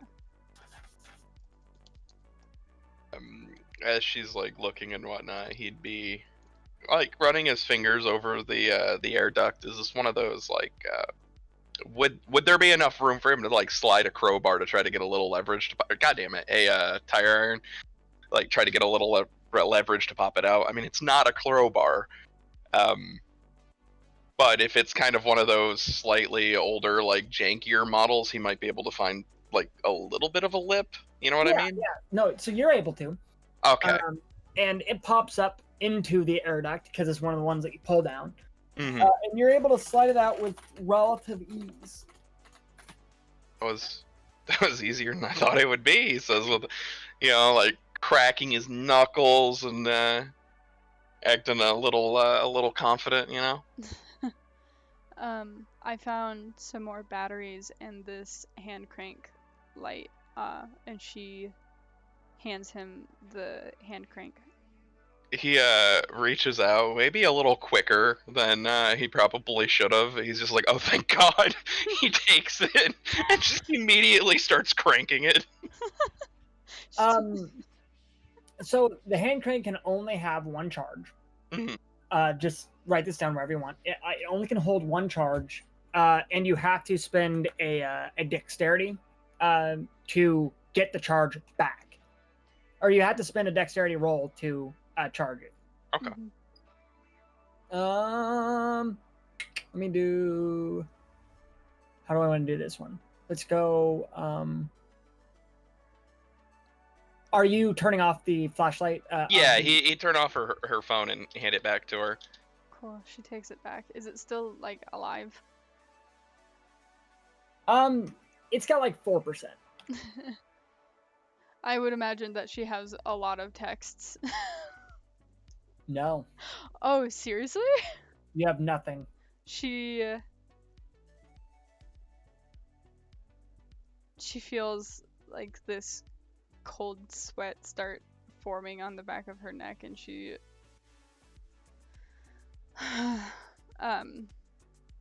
tucks her phone away. Oop. Let's go ahead and do this a little bit differently. That was way too big. The scale is a little bit different than I'm used to. Mm-hmm. So I gotta kind of fudge the dimensions a little bit.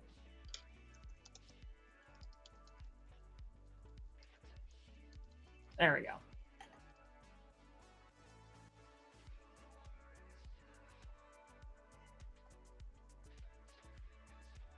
Yeah. There we go. Sweet. All right. There we go. Let's do this, I Fuck. guess. Whew. He takes a breath and starts climbing up into the duct.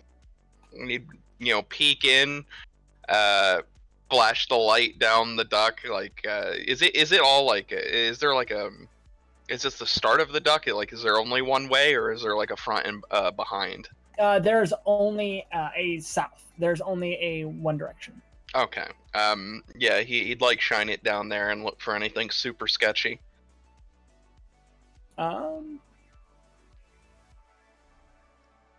Let's go ahead and do that.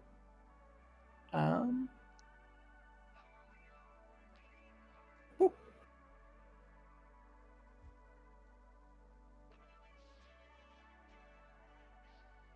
Want me to give it a roll?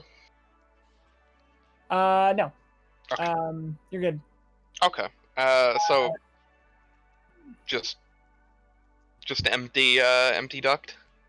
Yeah, just empty, but not so far. He'd breathe a little bit of a sigh of relief and kind of glance back to her.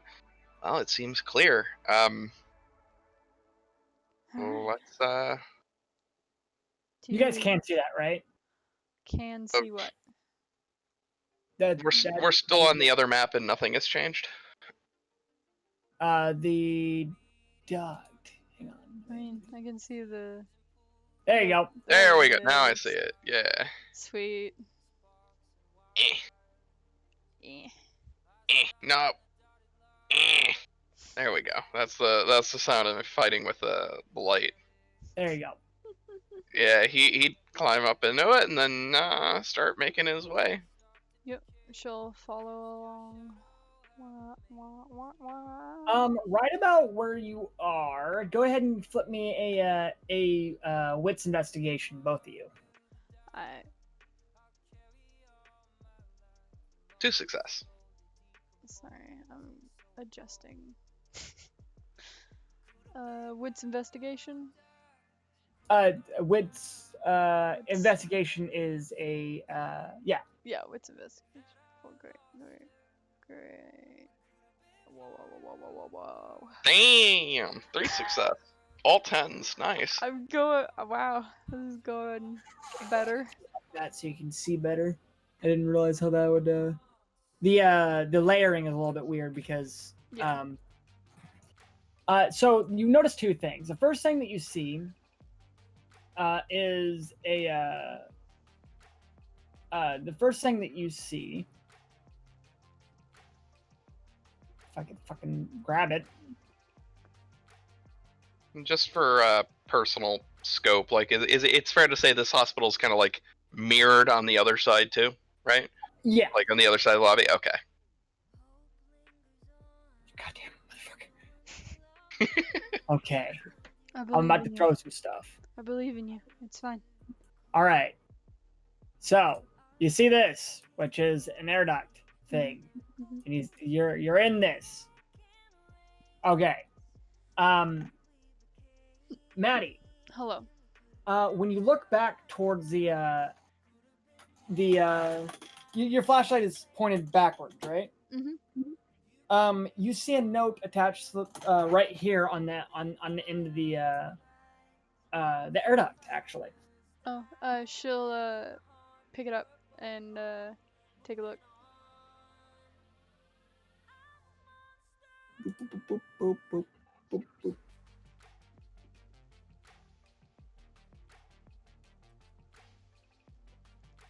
She'll be like, Xander, I found another one.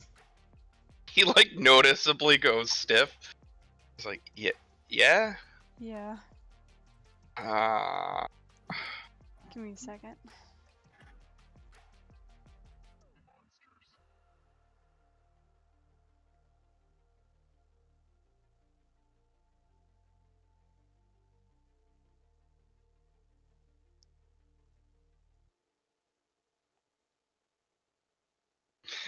Yeah.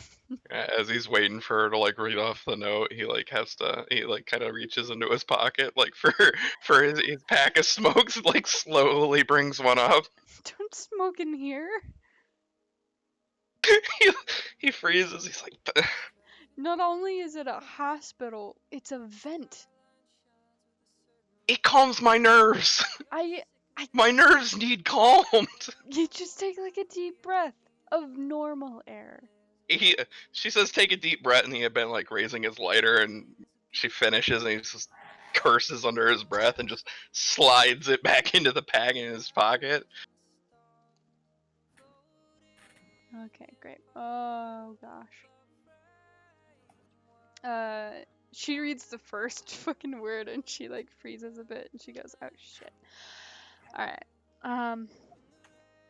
Blood seeped into his coat. It wasn't the best idea he had ever had, but it was all he could think of. The shadows, the ink. He thought that soaking them with his bedsheets would keep those things off of him. But once he had set it down, it was gone. Where did it go? Did it matter? And why didn't it do the same thing when he stepped on it? He felt the raking of claws against the doorway. Not that it mattered now. His batteries would die soon and he'd be in the dark. And then, well... Giles tried not to think about it. We have to go. We have to go fast.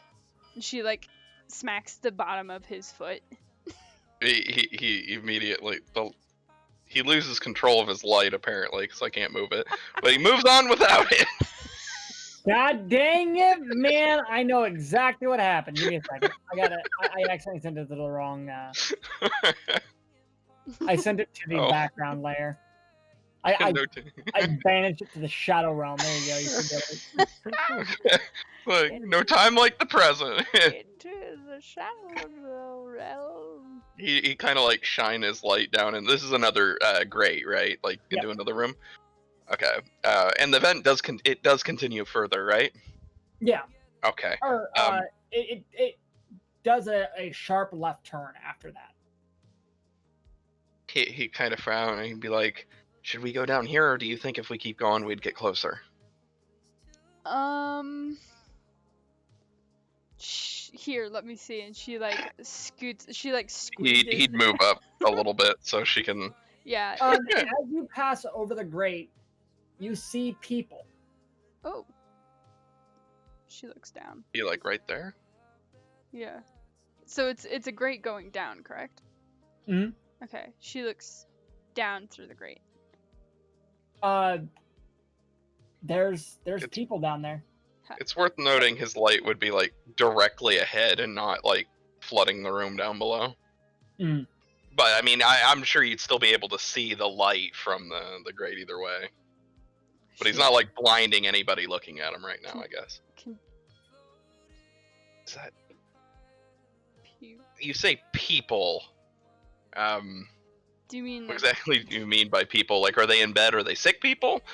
Or are they like standing up? There are, you see two people. What are your dimensions? That was Azcatel for a second. I almost flipped my shit.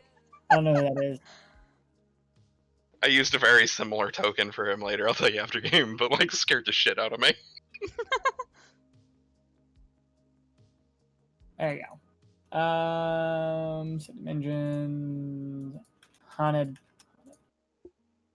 There are these two guys who are kind of just sitting next to each other. They are kind of they're holding like medical instruments, but they're just kind of standing there.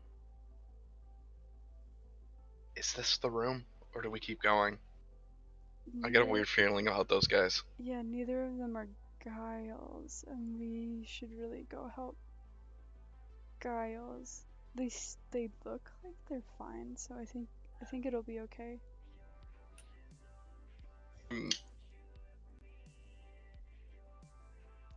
See how These are good for the heart.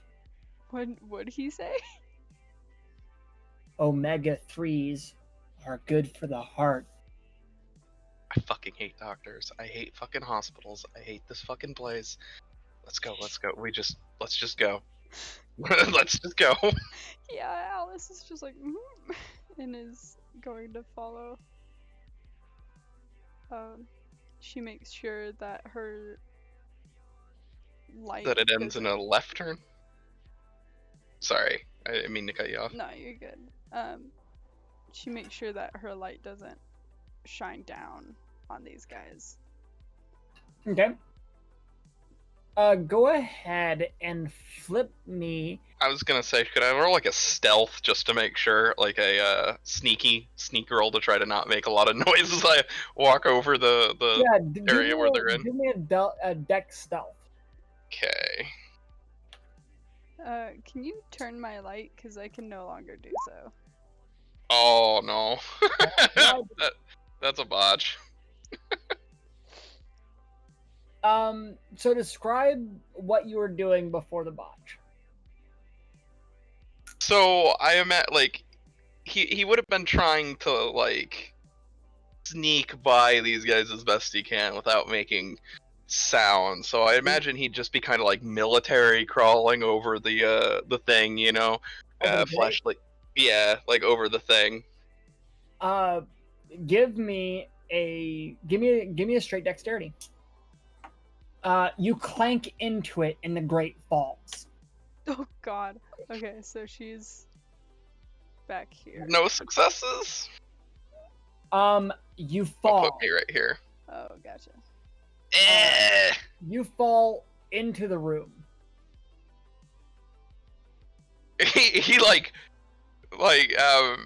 does he hit the ground like flat? Because I imagine he wouldn't really have time to like sit up or anything. Yes. So you hit the floor on the flat of your back. These two guys, they kind of twitch towards you, and then you hear one say, "You need to make sure you have good lighting when you are performing surgeries." He like scrambles to grab the flashlight. Yes, you do. Good lighting. That's a good tip. I'll remember that. They don't respond to your words. Are they like moving threateningly, or are they just standing there They're kind of holding their fucking knives and shit? They're one of them's holding a bone saw and the other one's holding a scalpel. But they're kind of like twitching. But you notice every few moments they do the same twitch. Alice looks down at him and is like, "Xander, are you okay?" He gives her a nod to like keep going, and then he's going to like slowly step back, not like keeping himself in like a stance facing them as if like he's expecting if one of them charges, he's just gonna like fucking deck the dude in the face, right? He's got like his light up with his hand, but it's tilted toward the ground, so it's not like blinding them or anything, but like there would be enough light that he could see that, like keep them like in the view. He's kind of like aiming it in like the midpoint between them, I guess, like him and them, not each other. The minute But it you would be hit like them, that. the right? minute you hit them with yeah, I see what you're saying. I see what Like you're saying. at their feet, kind of, but not Yeah, on them, if that makes sense. They the minute that you turn your flashlight towards them, they kind of twitch a little bit more, but they don't seem to care. You're able to make out now that you're a little bit closer. They have it like that same shadowy you saw before is all over their skin. It's all over their body. When you say before, did it look like the stuff like the day before that actually burned away with the light, or this kind of similar but more resilient newer crap? This newer crap. Okay. Yeah, he'd have the light still kind of like posed down a little bit, and his fist would, he'd be holding his other hand like in a fist, ready to like deck one of these guys, as he backs a little bit more toward the grate. You guys doing okay? How are you feeling? Omega 3s are good for the heart. Yeah, I've heard that. He kind of glances up toward Alice, like kind of like, what the fuck, you know? She whispers at him a little bit, and she's like, If I give you a hand, do you think you can get back up here?" He nods his head, and kind of like step to back toward the grate again, to get kind of like where he'd need to be to like climb up or like accept a hand up, you know. Mhm. He's still like facing these guys, not like taking his eyes off them for a second. Yeah. Listen, fellas, I'm gonna go. Thanks for the advice. I'll leave you to it, right? Yeah. Yeah. Yeah. Alice is going to extend a hand down to Xander to help him, like, pull him up. He would accept the hand and try to climb up. Oh, wait Go for these ahead guys. and give me a Xander. Go ahead and give me a strength, just a flat strength, as you are trying to pull yourself back up into the rafter.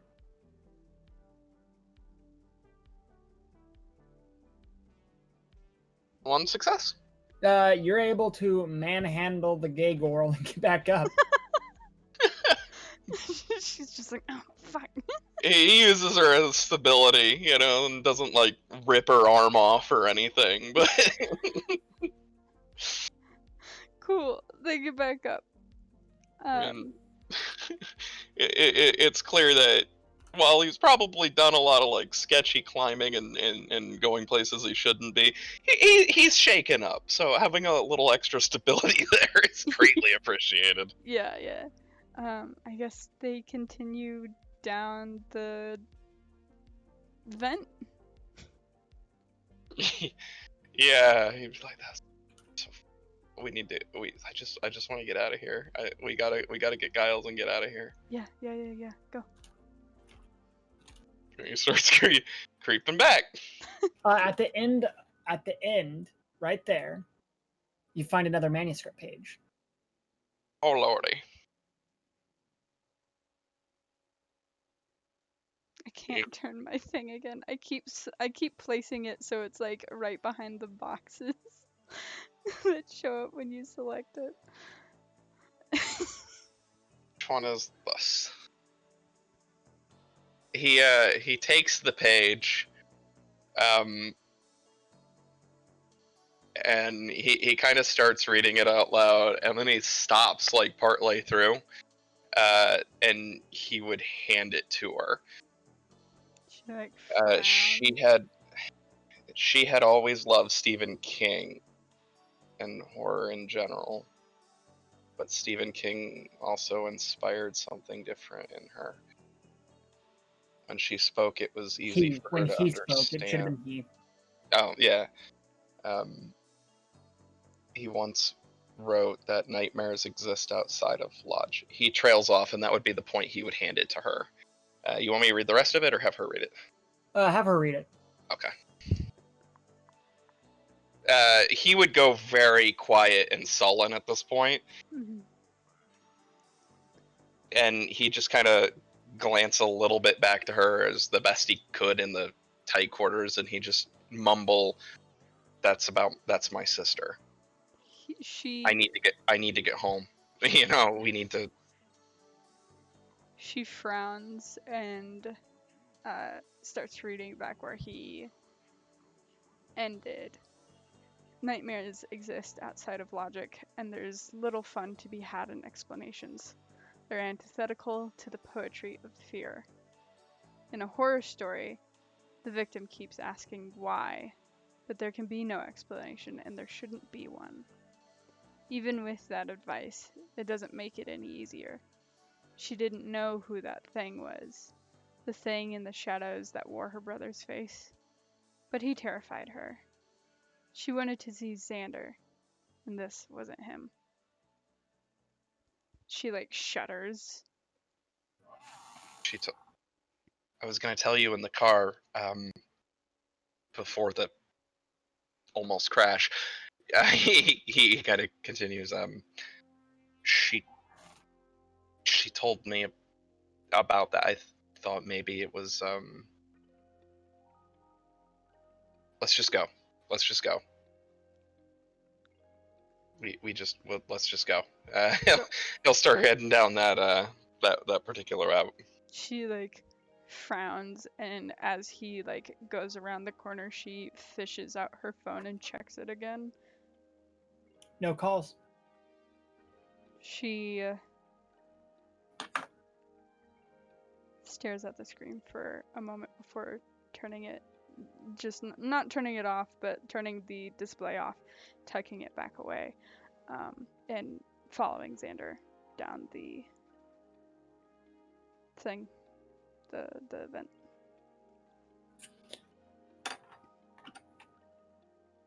On the other side of the vent, you are greeted with the rest of the hallway that you'd seen previously.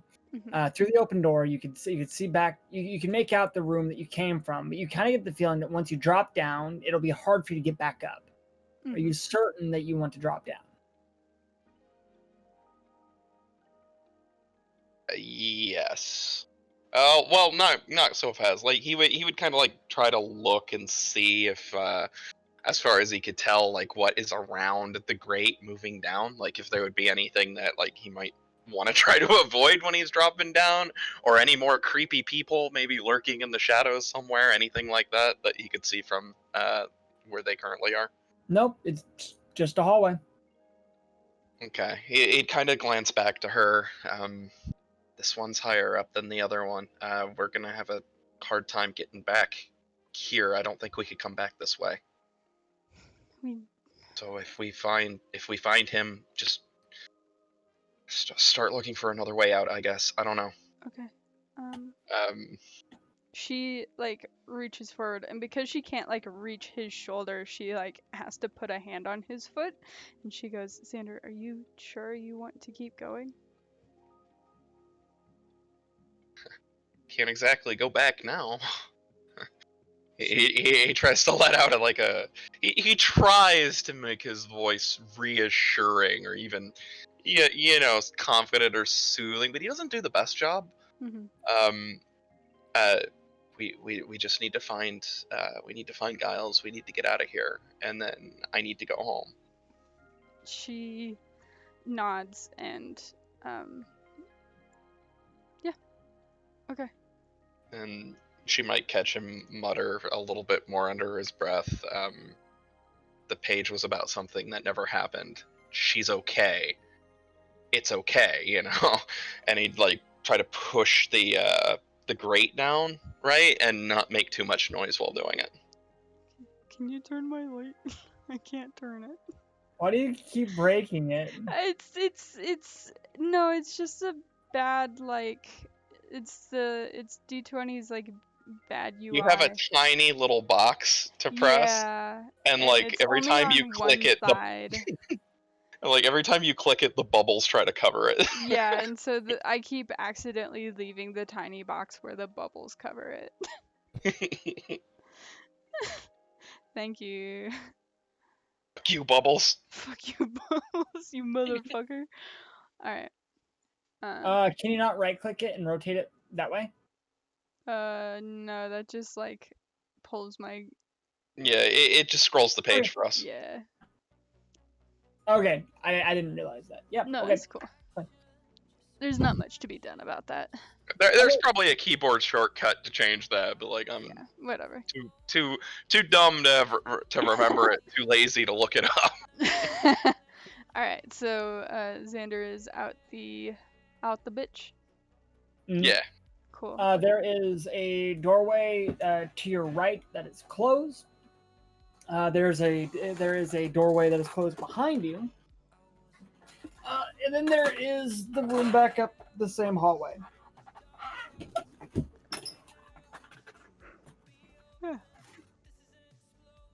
Okay. He'd take a brief look around, I think that door leads back to the creepy guys, so it's got to be down here, right? It's got to be like down this way. She gets out, looks around, and is like, yeah, no, that's more towards Giles's room. I assume that's more towards Giles's room. That door. This door. You see a spreadsheet that documents a Mr. Giles Walter as the interpatient. Great. All right. Go. He tentatively opens the door.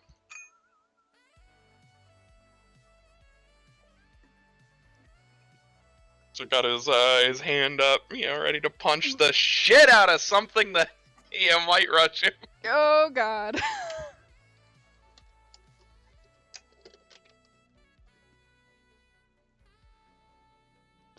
I always forget how big they are.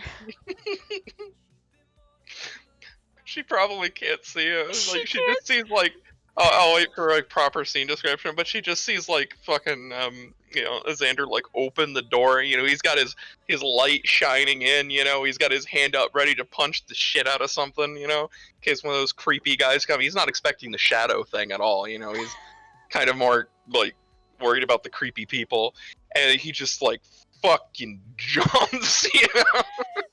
Yeah, I think her. Like, oh shit! He flails. Like that.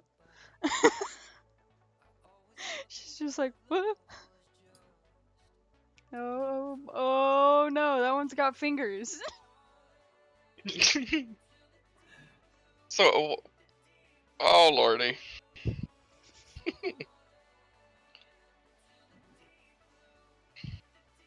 Give me just 1 second while I finish this. I.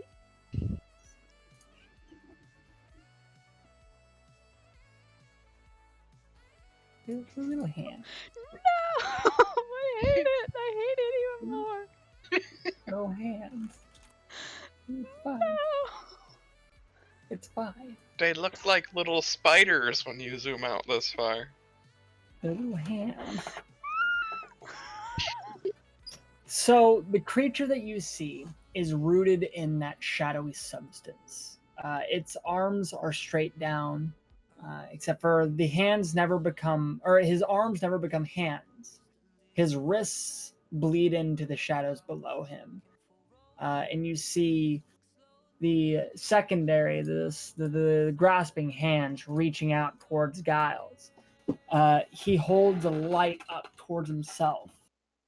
The light only able to really, only really able to touch himself. A dying light that does little to protect himself. You see a claw mark through his coat. He's wearing it. He's bleeding. You see a rolled bed sheet off to one side over the inky blackness about right here. You see it splotches of blood back towards his body. He breathes slowly. Is that Alice? Is that you? Giles? I'll be goddamn. I had a bad feeling. Yeah? Yeah. I can't imagine why. Is the thing reacting to the door being opened at all? And like the light flooding in? The light does nothing to him. Oh, shit. Xander looks over to her, and he describes like, she's probably like peeking over his shoulder at this point now that I heard Giles, but like, Oh yeah, probably. he's just like, it's not hurting it. Fuck. He Do you still have those flares? he'd actually try to shine the light at one of the little hand thingies, if he can, since it's not like just he's not really like trying to like The best way I He's can more just describe kind of looking over what's in the room, you it- know. the So best he way I kind can of describe it is imagine if a mirror worked like imagine if these hands worked like mirrors did. It's not that they are getting hit by the light and absorbing it. They just aren't being hit by it. It's bouncing off of them like it's never touching them. There's something about this pool, this inky blackness, this shiny substance on the ground that is protecting them, and they know it. They look towards him. Him, Giles? Him, Giles. No. It's all right. They can't get me, not as long as I'm in the light. It's how this works. It's how this story goes. Xander, get in the room. he like slowly starts creeping into the room a little bit, like very, very, very much pressed against the wall. He's like shining the light at the ground at Giles' feet, or at Giles' feet, and he's like, "Come on, like, hold on, like, walk here. Maybe you could creep around it or something." If I get up, they can get me where the shadow doesn't, where the light doesn't hit. I don't think it's gonna work. I'd have to step over the ink.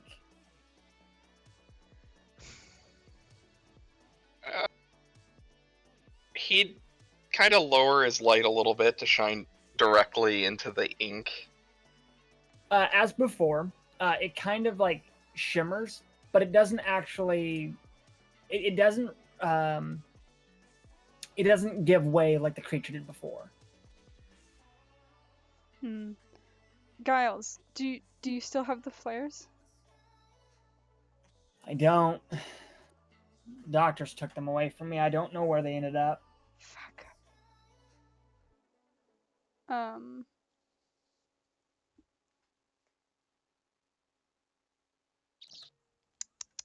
Shit. What's in this room?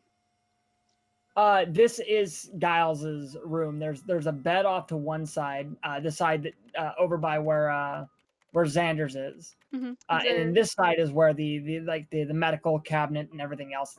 He's actually backed up against the medical cabinet. Shit. Do you have a lighter?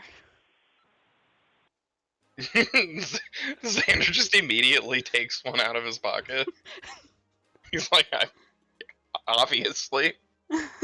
I don't think our lights are strong enough, but maybe something else is, like a flare or fire.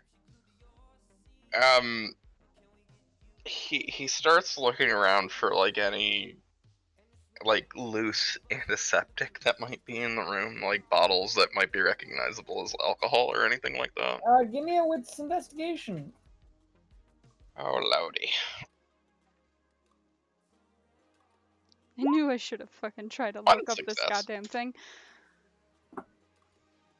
One success. You see a bottle of 99% isopropyl alcohol. You know, like hospital grade. Yeah. On the counter behind Giles. Oh. He glances over. Giles, there's a bottle of alcohol behind you. If I toss you my lighter, you can you could use it to, I don't know, like light a fire or something. It might be better than these lights. It's something. The creature in the shadows turns towards Xander.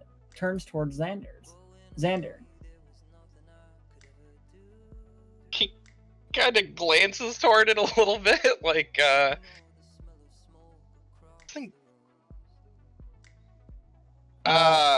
Giles kind of pushed himself up before mumbling, "I don't know if that's a good idea.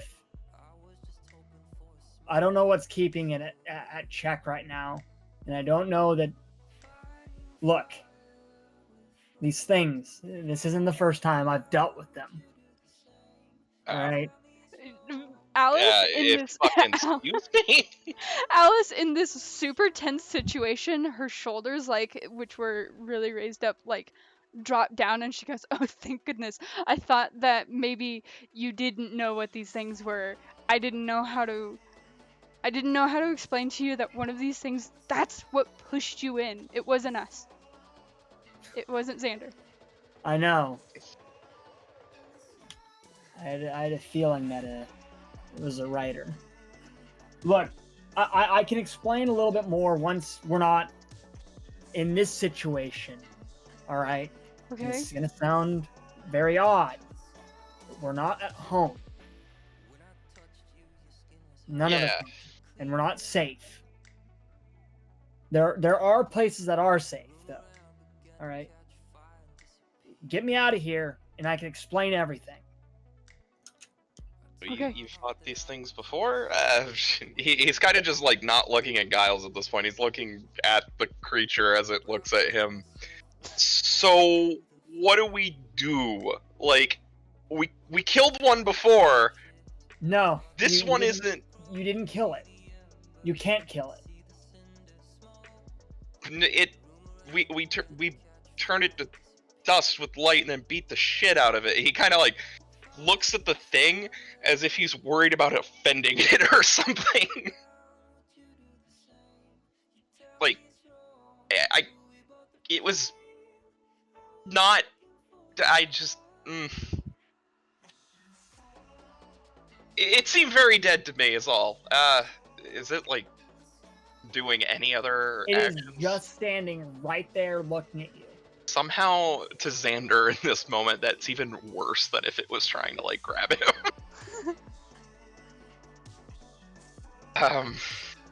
Okay, how do the fire thing is, you say will that work? Have you even tried that before? Like, You notice that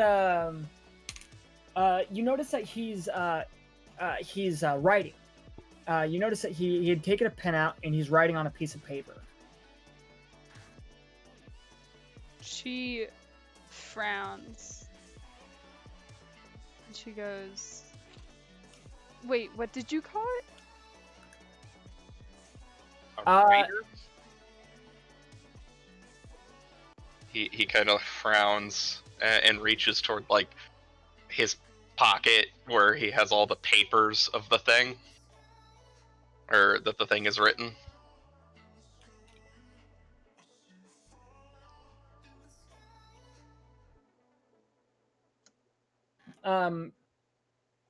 Sorry. Go ahead, Maddie. Repeat your question. She asked Giles what she called it. The writer.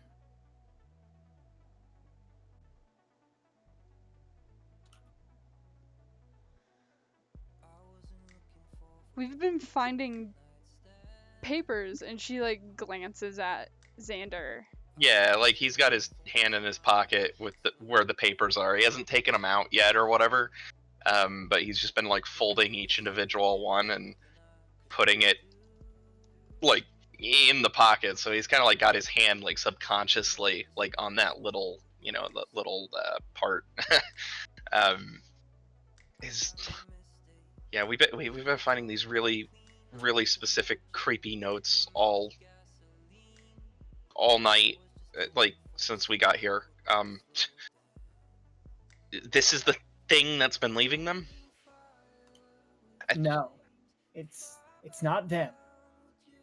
It's what they serve. They don't serve it. It's not how it works. It's more complicated than that. Okay. What does it want? To write a story. It wants. Ah, shit. That's all it wants, is to write a story. She glares at the monster. He kind of like looks it up and down. So what does it want us to do next, then? this. He thrusts the page into the shadow. Oh.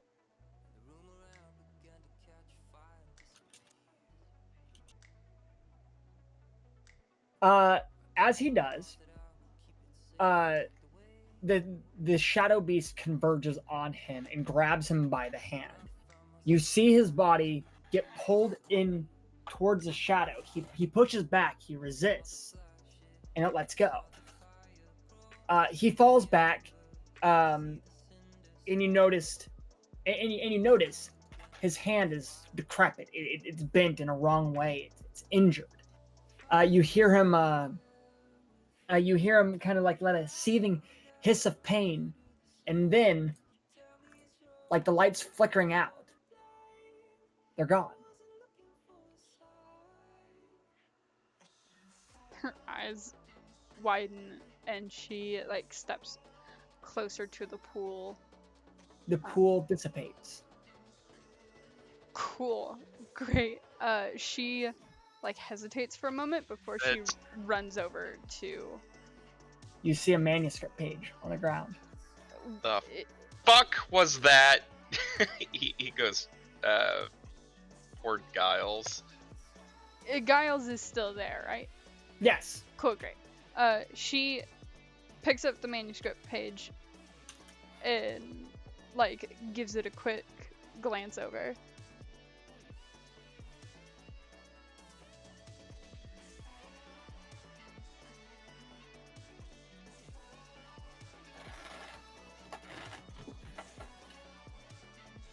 Updated. Nice. Lovely. Her eyes like widen and she hands it to Xander and turns to Giles and she goes, "What?"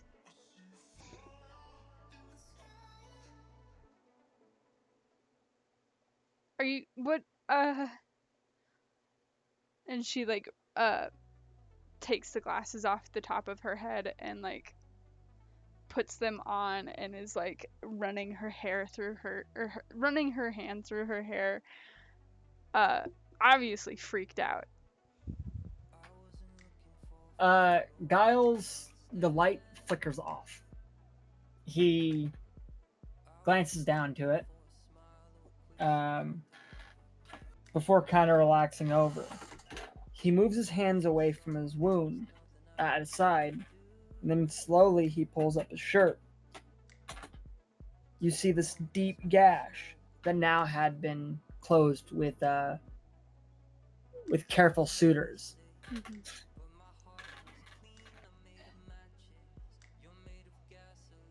You liked my writing. That's good. Come on. Let's get out of here.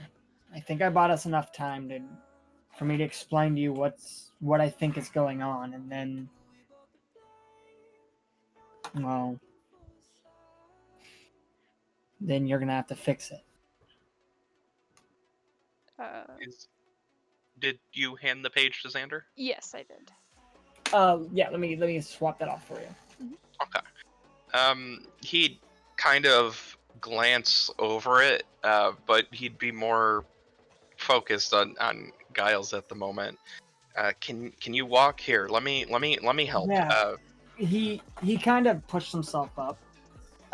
He Kind of like went put a hand to steady him, you know. Giles is steady. Here. Are you gonna read? Put your arm around my shoulders. I'll help you. He puts his arms, his arm around around Xander, or around Xander's shoulder, before pointing to it. In case you guys get the idea, that won't work for you. No. He frowns. I'm not. Why? Like, I'm not. Because you're not a writer. It. You. That probably doesn't make a lot of sense to you, does it? No. He kind of like braces himself a little bit. That's what you called those things, right? Like, No, they're not. Those things are what we wrote together. We? Whatever. We should go somewhere that's not here. yeah, Can we go somewhere I that's not fucking here? I fucking hate hospitals. We I hate can- them so much. Yeah, let's get out of here. We could get in my dad's very stolen car, and figure something So out. Giles starts stepping towards the door. Mhm. And then you notice the pools on the ground are gone. What the Uh, fuck? he Xander would follows you out as you lead him. I am assuming out Yes. the way you came, right? he Yeah. would peek through the door a little bit to check on like the two weirdos. They're gone. Yeah. Okay. He'd kind of breathe a small sigh of relief because he wasn't really sure what to expect. But, yeah, he and with that he keep helping Giles out of the area. All right. So you lead Giles back outside to the stolen vehicle. You notice that something's different now. The climate's different. The storm that had previously been here, the clouds are still there, but it's not a humid storm. There's something different now. There's this inky blackness in the air, like a fog that has set down, except for it's not water, it's shadow. There's a decided wrongness to Cedar Point now. Giles sits in the back of the car as you set him into it, and then you and you, I'm assuming head towards sorry,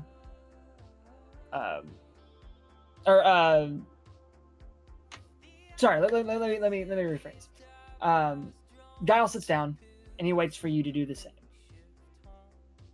Yeah, he would. Because Giles kind of sat down. He'd kind of ease. Are they actually sitting down in the car? Or are they finding a place outside to rest? That's up to you. I think she would sit in the car. Be following Alice's lead. Yeah, she would unlock the car and like open up a door for Giles, and There is a manuscript page on the door of the driver's side. She plucks it off and like glares as she reads it, or at least as she starts reading it.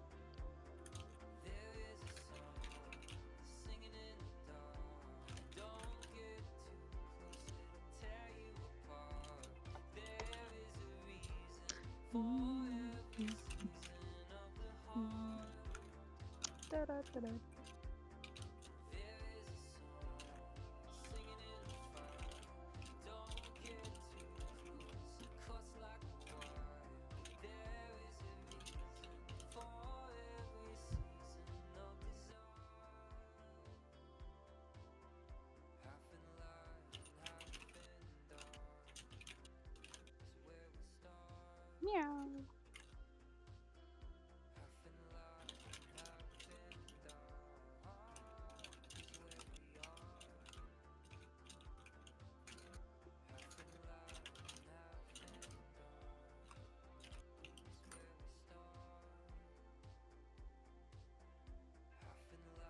What you looking at, cat?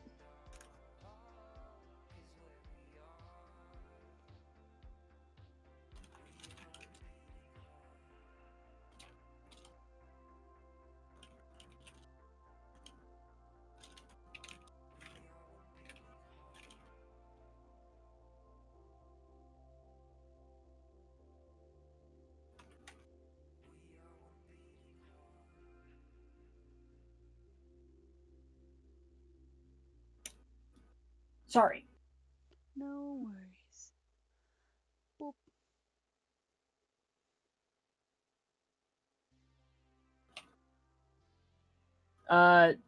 Xander, sorry, not Xander. Giles, would go to sit down and then notice the page. What's it say? The top. What's it read? The top of the page, like the first sentence, or No, the at the top there's a header. What's the header say? I assume that the header is the innocent too. Xander stiffens. So you know who that is? Yeah, yeah. What's it say? Oh God, Xander, we need to go now. What does it say? I think it has his sister. Giles pauses before he reaches out and puts his hand on Xander's shoulder. Read it, Xander. What does it say? She hands it over.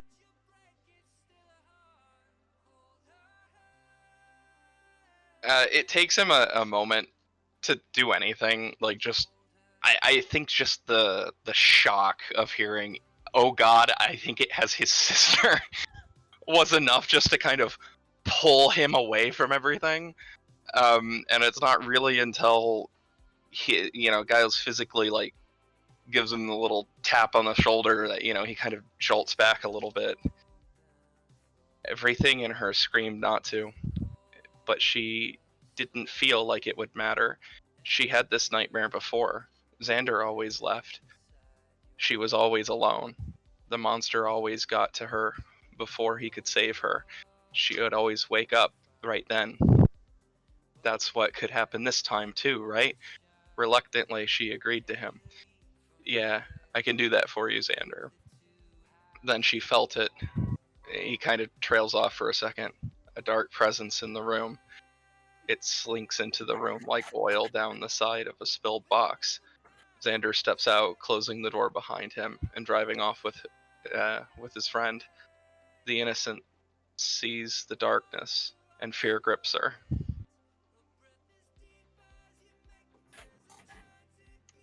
Ooh, one They second. didn't hear the dark presence as much as she felt it. And as he says this, the last words just kind of fall from his mouth a little bit, like he just kind of speaks them almost mechanically.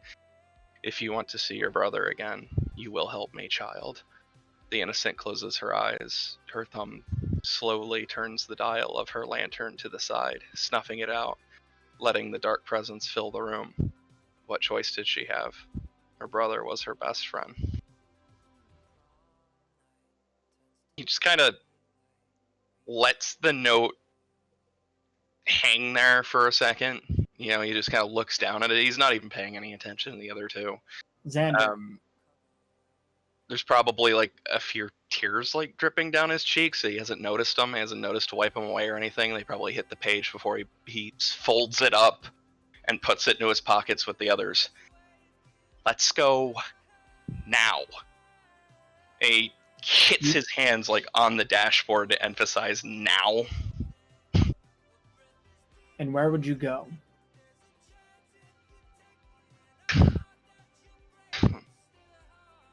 Where would I? The darkness already has her. Even if you went home, she wouldn't be there. You read the page. The darkness is at your house. It probably has your parents, both of them. Yeah, and It wants a story, right? It wants us. It doesn't want it wants you. me. Like No, like you don't. It's not how it works. I chose her. He points to Alice. She I chose her. winces. okay. She would be the So- heroine. Then why did it take them?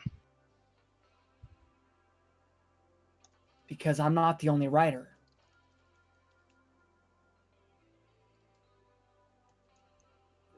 The Dark Presence, it's a writer too. And it's allowed to take a champion too. A champion? A character. He looks in the back up story. to him. Think of it like a character in a story, or the character you roll for in like an RPG game. It chose your sister. You chose Alice, and this thing chose her.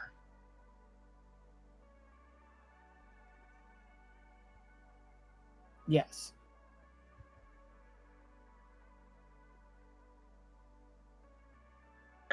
All right. When that's how it's Look, always been. I don't. I don't know fucking anything about this shit. You seem to know. What am I gonna? I follow your lead on this shit. No, you So- follow hers. He points to Alice. She like balks He goes pale. and she's like, me? I don't. Yes, you. She like winces softly.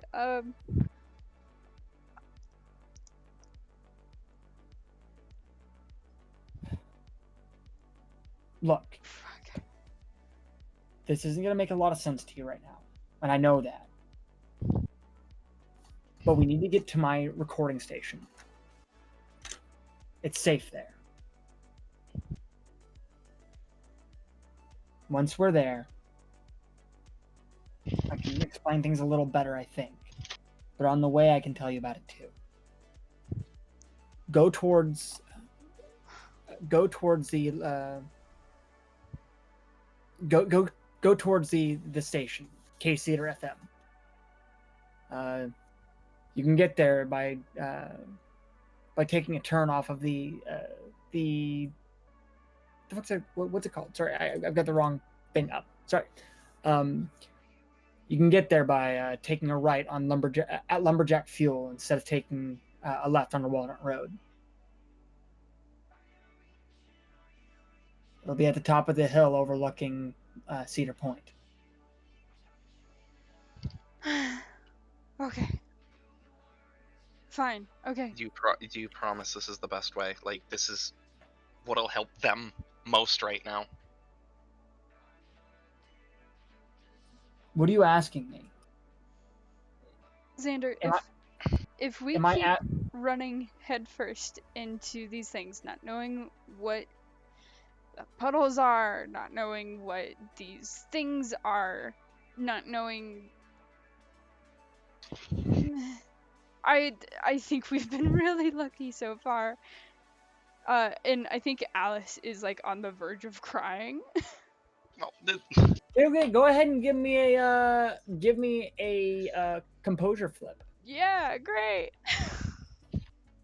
I got a 3 on that.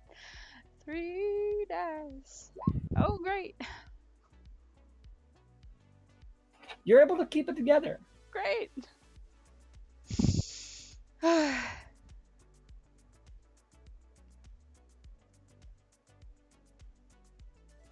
Okay. You say this is the best way. I gotta follow her lead. Okay. If this is the best, if you could promise me at least that this is best, I'll do it. I'll do whatever. I'll fucking do it. I'll do whatever you want me to do. We'll figure this shit out. Okay? You found a page about you too, haven't you? Yeah. And you're named. It gave you some title. Yeah. Then you have a hand to play in this too.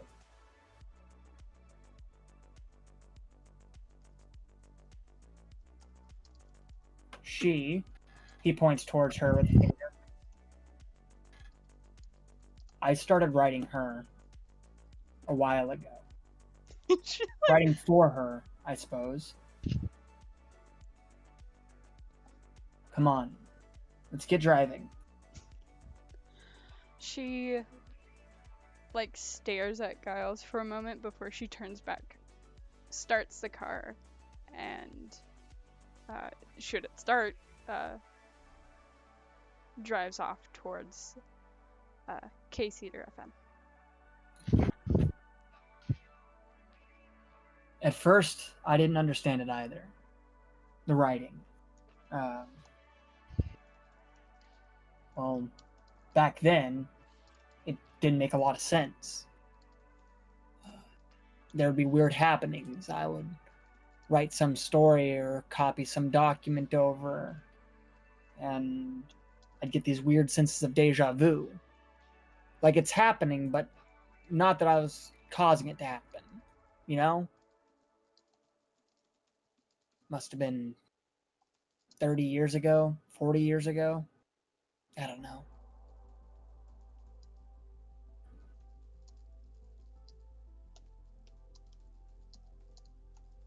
I was losing. Let me back up a little bit more. Sorry. I had a friend. We used to write letters to each other. She lived up in the mountains. I guess her name doesn't really matter, but I called her the writer. She used to write me. We started exchanging stories. We started writing back and forth. And then one day I wrote her a story about a pasture. About a pastor who lost his life in a car accident. This is way before your time, but back then we had a pastor by the name of Proctor. And he passed away in a car accident. It happened the night after I sent her a letter about the story of him passing away in a car accident. It came true. I started to realize that there was something about it, something about her, something about writing to her that had a sort of power. I was mortified, obviously. I'm sure you could imagine. So I tried to get away from it. I took to the night shift. I took to doing the radio thing to get my mind off of it, to not think about it. But then I started seeing her works. I would see them on where they wouldn't belong. I would see it in some news article, in between the lines, choreographed and written in a way that it wouldn't be easy to see.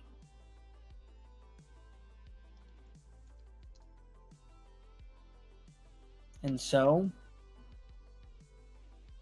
I decided to write again.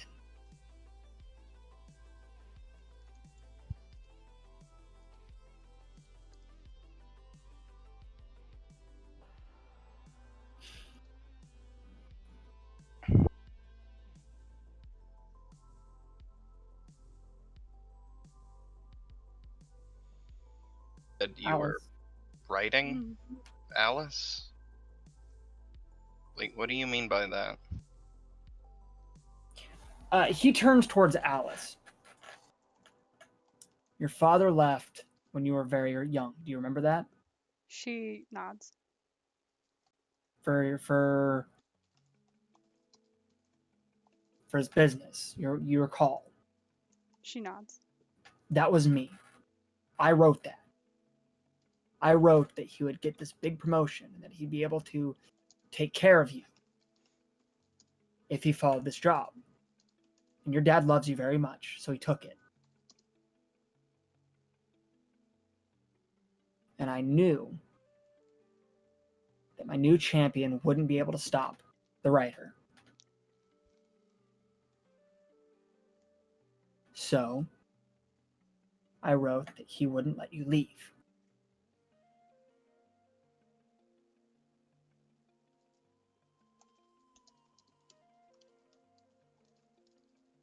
And here we are.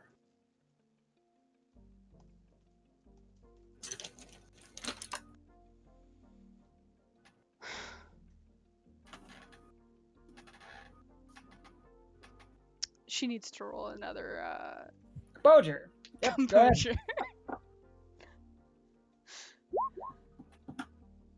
Neat.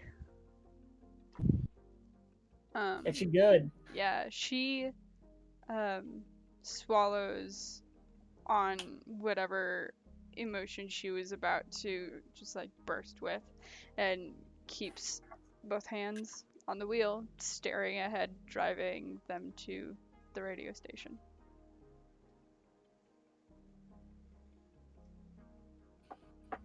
Anyway, that's why you're here. When Pastor White passed away, the writer grew angry with me. She demanded that I take up somebody else to write for. I told her no, I wasn't ready. And she agreed. And everything was fine. And then she wrote me back. She told me that the children began to go missing. And that they were going to the old mines. And they would find something dark and deep there. And that's when all this started happening. All these things started showing up. They've been here all along. We just haven't been able to see them or deal with them. She drew them here.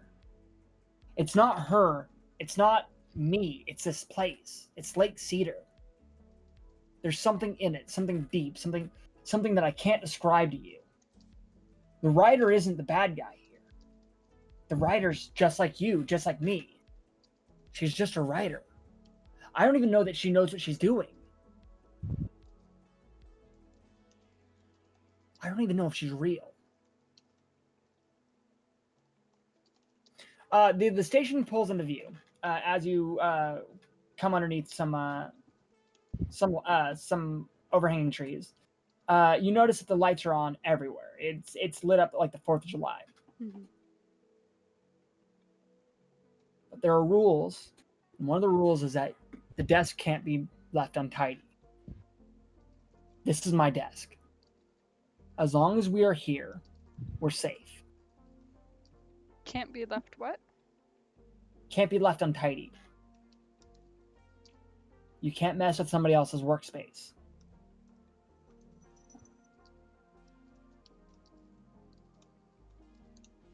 She nods a bit, rolls up, and parks.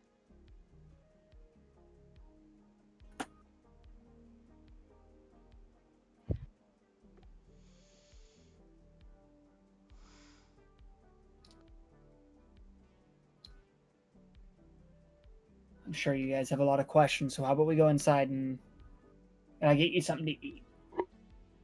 She glances at Xander.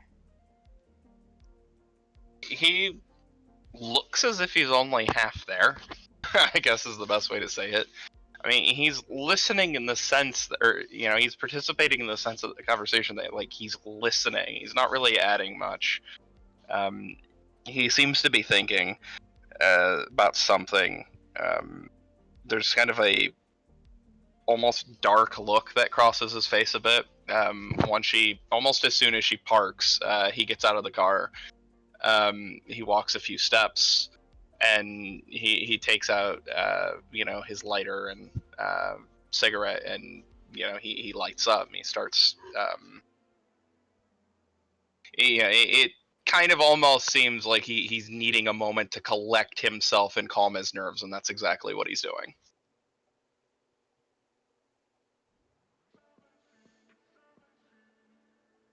She gets out too. but she doesn't join Xander. She Um, just sort of waits. Um, for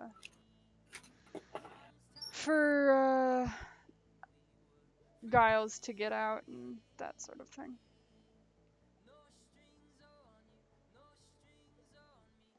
Guile steps out, and he starts towards the station. Xander, don't take too long out there, all right? Yeah. I'll be in a Uh, minute. He starts. He starts inside.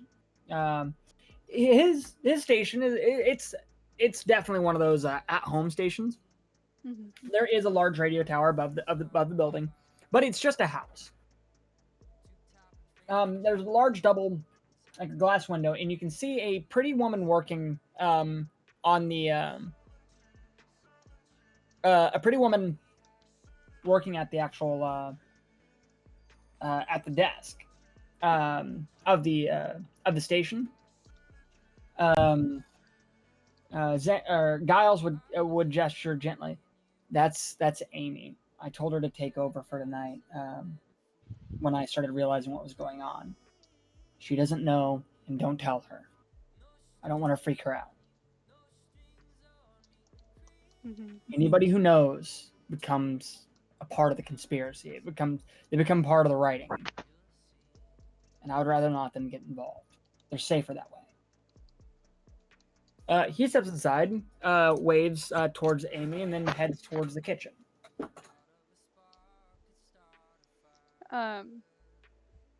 I think Alice is just sort of numbly following along, her hands tucked in her pockets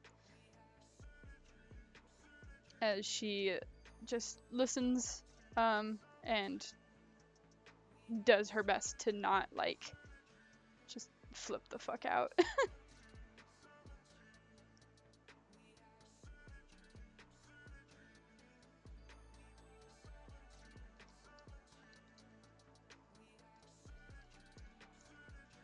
I'm and gonna roll a little composure roll for Xander to see if he collects himself. Okay. Okay. He's fine. Oh, He didn't like his sister that much anyway. So did you just say that he didn't like his sister that much?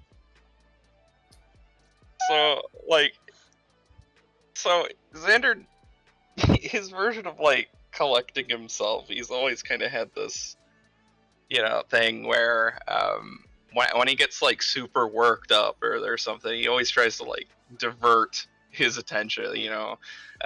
Sometimes it's drugs, sometimes it's the dumb kung fu movies practicing for a while, a few nights before the first time they had met this thing. The only way he could really get a grasp of this shit is to kind of let some of it out. And he takes the cigarette, he finishes it, he kind of drops it on the ground, snuffs back, and he starts to walk inside, but there's just this little twinge, and he just slams his fist on just the hood of the car, My God. complete fucking abandon. It kind of the, if there was a wall or a punching bag or something, he would have done that. But they're just that. He going fucking just slam his fist on the car. Roll a strength brawl. Just tell your daddy crashed. 2 successes. You dent the hood of the car. So he just slams his hand into it, and he kind of pulls back a little bit. I imagine he probably fucking hurt his hand pretty bad with 2 successes on a fucking metal car. They're basically tinfoil anyway, the really fancy ones. But he kind of raises his hand to do it again, but he stops. just that little measure of kind of like lashing out, and he sees the dent in this really fucking fancy car, and that actually settles him. He takes a step back, he looks down at his hand, and he kind of knows that he's probably gonna bruise a bit, at least. Recover 1 point of willpower for manifesting wrath. Yeah. He takes his breath and feels better for some possibly inexplicable reason. He feels better. That little act, that little tiny bit of being able to hit something. The shadow thing's not there. The writer's not there. The things that have been like really fucking with him lately aren't there. But that overly gaudy car from a man he doesn't really like too much, that's there. He takes a step back. He kind of like rubs his knuckles a little bit. And he actually kind of gets a tiny grin on his face. And he goes inside. Fuck your car. My car. I update. I have a little line in my notes that's just like, it's all about the car. It starts with, in all caps, "No, did I just crash my dad's fucking car? Oh my fucking god!" It's followed with, "Oh my god, I did." and then it devolves into me keeping track of the damage that's been done to the car.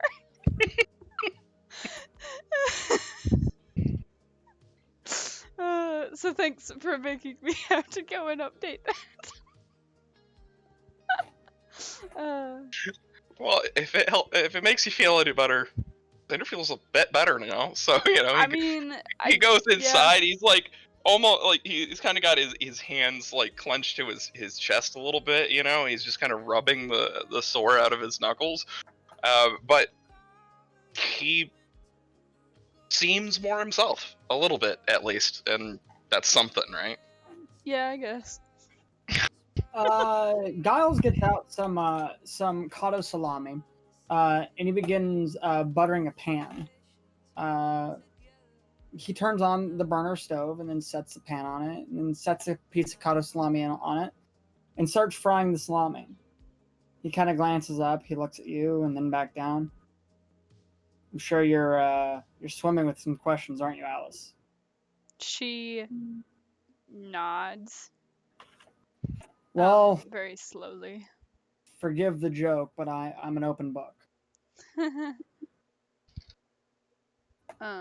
She glances over to Xander as he joins them, and she opens her mouth and then closes it again. Glances at Xander.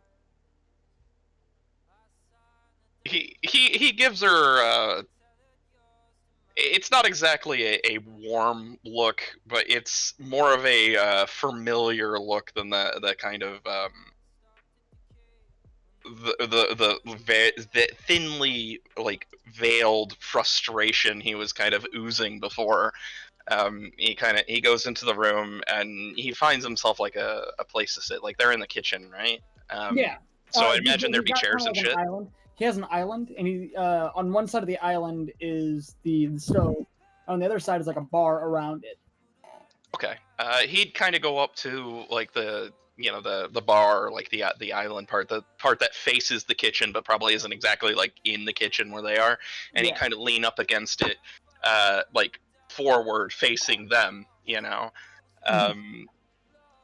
So this is a hell of a night, right? It's only gonna get longer.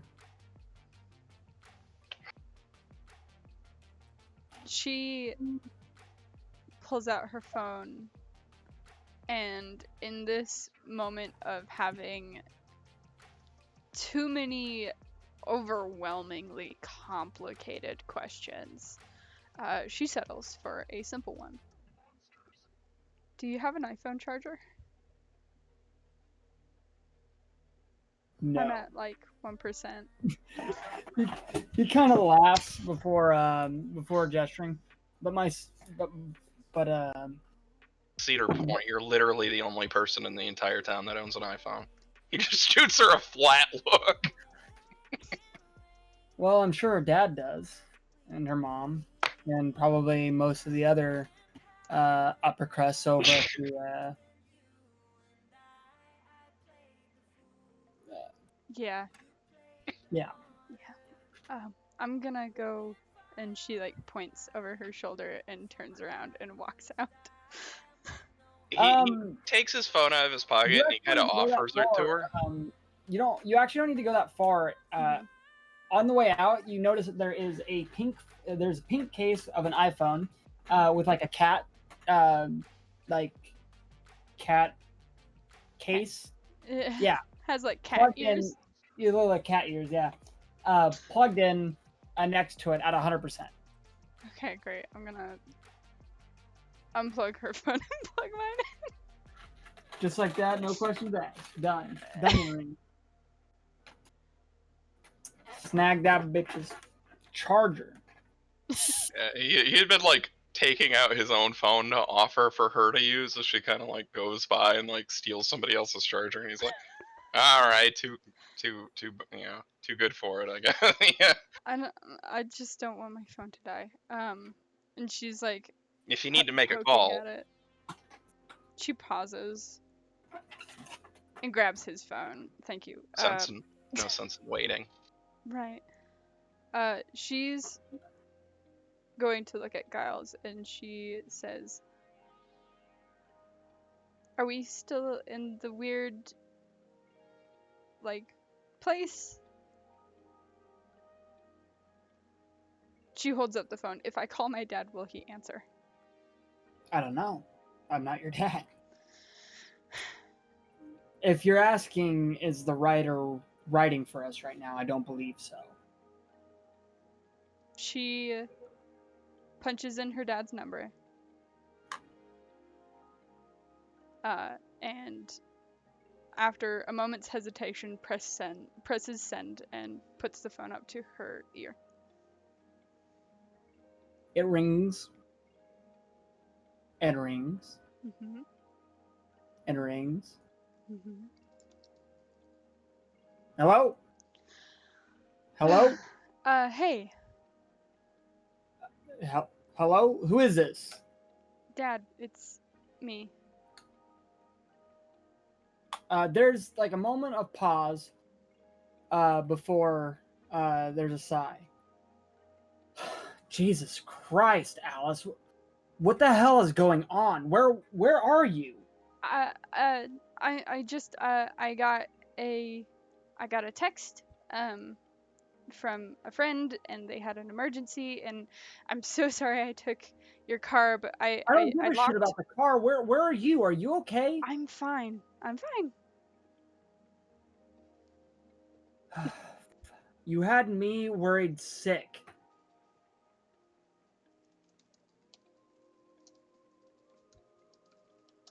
Where are you?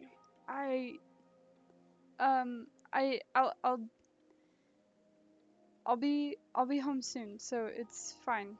Alice, where are you? She winces. What is going on? It's Guile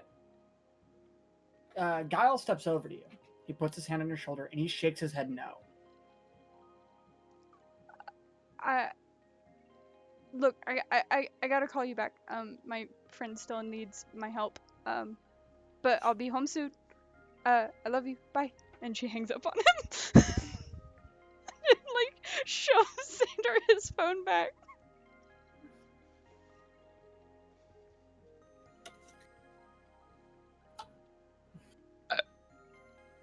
He reaches out and takes his phone. It kind of like he had opened his mouth like once, like he was gonna say something during their exchange, but he kind of thought maybe a little better of it. But yeah, he takes his phone back, kind of turns it over in his hand a little bit, and glances back to her. You know, if it helps, you could blame me. I mean, everybody's gonna blame me anyway. You could just tell them that, you know, I talked you into it. And, you know, that I was the one who crashed your car. Well, actually, it'd probably be funnier if you told him that you were the one No, that crashed the car. I'm not He kind of going. grins a little. She like presses her palm against her forehead and she sighs and she says, "No, I'm not gonna blame you for the damage on the car. I'm gonna blame the rain." He kind of like gets this slightly smug grin as she says that. But he doesn't press the issue. She doesn't see it because like her eyes are closed and she's like Just fucking with her face. that's what they're gonna believe anyway. They've already made up their minds on that shit. You might as well tell him, blame it on me. That way he's not worried about you right now. I don't think that's possible.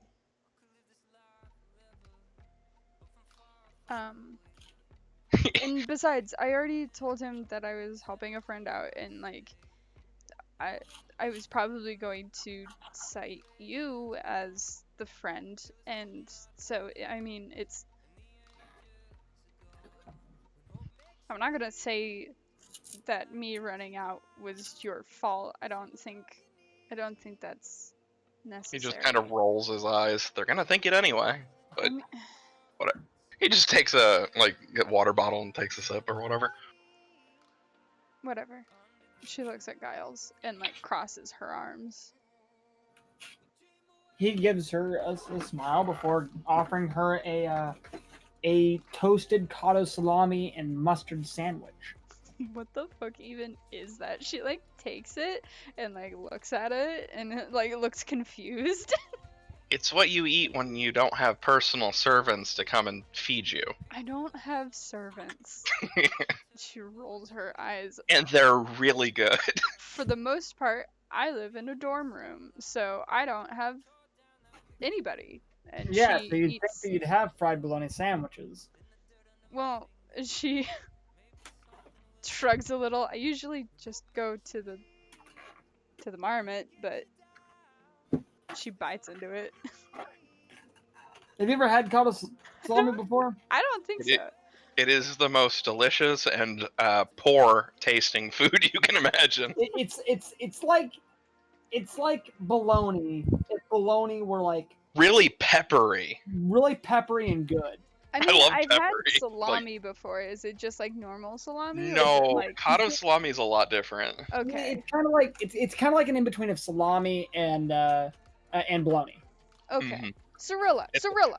I'm sorry. My cat's It's being like an ass. super spiced bologna would be the best way to put it. Yeah, Like it's it's got, actually like, got whole- little peppercorns and shit in it. Yeah, Oh, it's got like gotcha. whole peppercorns in it. Yep. Okay, I might have had that before.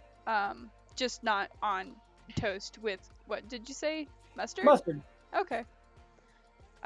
She bites into it. She doesn't make like a disgusted face, but she does look like surprised a little bit. He starts Xander making just another one. he just snorts. What did Giles say? He starts making another one. He starts Oh. cooking it up. Great. She just keeps eating hers. You were gonna ask me something, Alice? She glances at Xander and she's like, she shrugs a little bit and she's like, I don't know. I have a lot of questions. Well, I probably have a lot of answers for you. I just need you to ask them.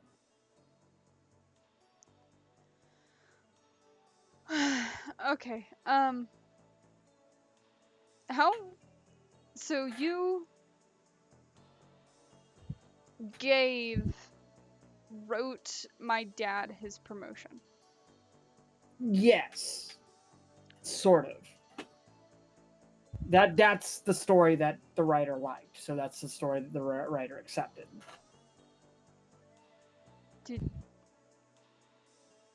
She like is shrinking a little bit and she says,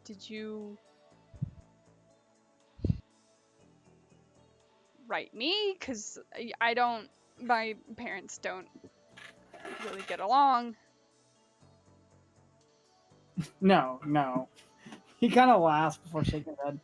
No, I didn't write you. But you were already born by the time I started writing involving you. I knew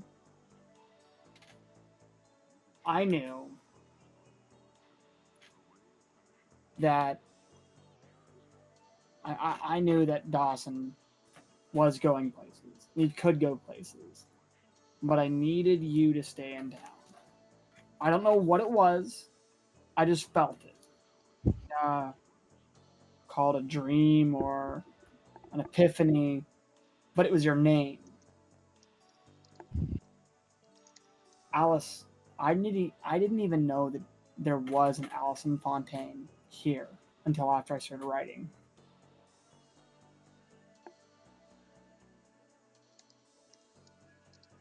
Could you have written her dead to be less of a prick? I don't write people. It seems to be a genuine question. Like, he's leaned forward, like, actually interested in the answer. No, that's not how the writing works. I don't write people and how they are. I write their interactions with things. I write the situations around them, but not them themselves. Does that make sense? I have to be true to the character, otherwise the writer won't accept it. He thinks Doesn't for a work. moment. You wrote me with the air duct thing. No, That was you, didn't. or was that... That was a writer. What if I didn't do it? That's not how it works. He kind of thinks for a moment. He's like, well, I mean, So I thought about not... You climbed in through the air ducts, didn't you? Yeah. Okay, what was your other plan? Try to find some way to get through the pools, I guess. You know what happens if you would have gone into the pool? I imagine one of those things would grab me like it tried to grab you. And then you would have been hurt. Huh. Okay. He just kind of lets the word fall and just is mulling that over a bit.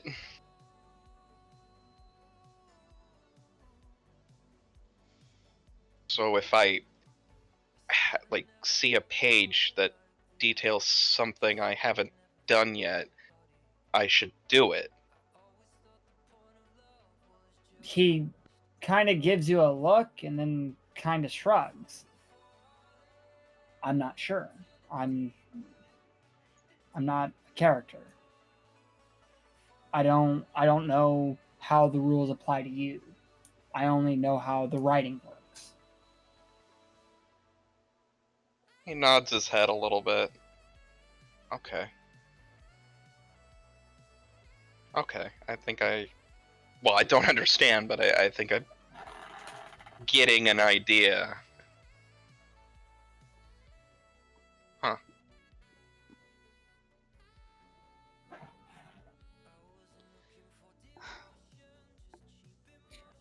Through the window, you see the buildings start illuminating again, one by one, as the power comes back on.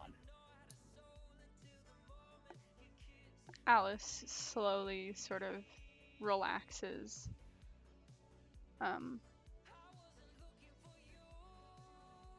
Finishes up her food. Okay. So does this end? Like,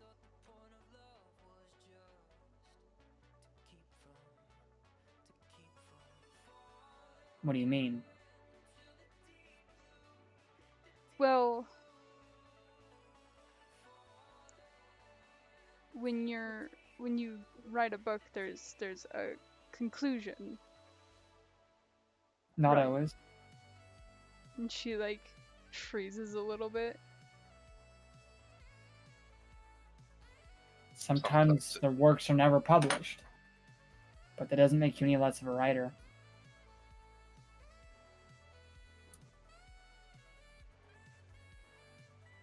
If you're asking, are you safe? No. No, I'm not asking if I'm safe. If this is a book, then I mean, she looks at Xander. He shrugs a little bit. Then this is like the beginning. At least for us. I guess you could look at it like that. Right. He kind of chuckles a little bit.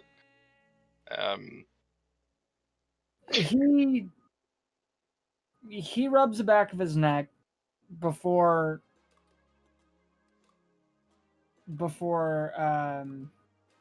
gesturing. There's something I want to show you, but you have to understand I can't show you anything inside of it. She like frowns. He steps away and goes towards his office. Inside, you'll see there is this large stack of papers in these lines. He takes a page, he steps over, and he offers it to you. It's a cover page for a manuscript. It says Cedar Point. Or it says specifically, Shadows of Cedar Point.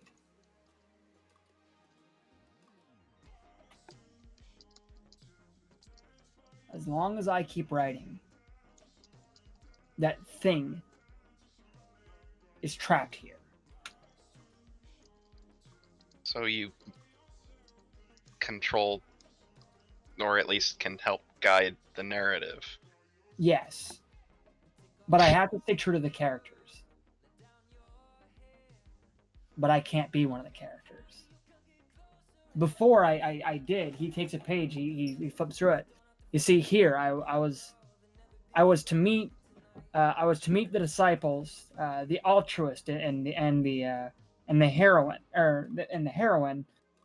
and we were to find the child, the lost child. Except when the writer took it and edited it, she changed it. She didn't like how much of myself I was putting into my work, and she demanded that it changed.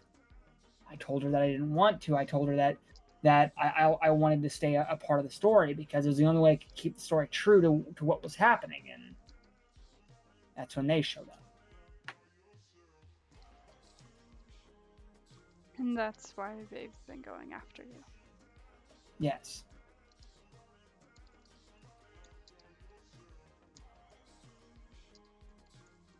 So, do you think they'll still keep coming after you now that we're... She sort of gestures between her and Xander. No, I don't think that they will. But I know they'll try to stop you.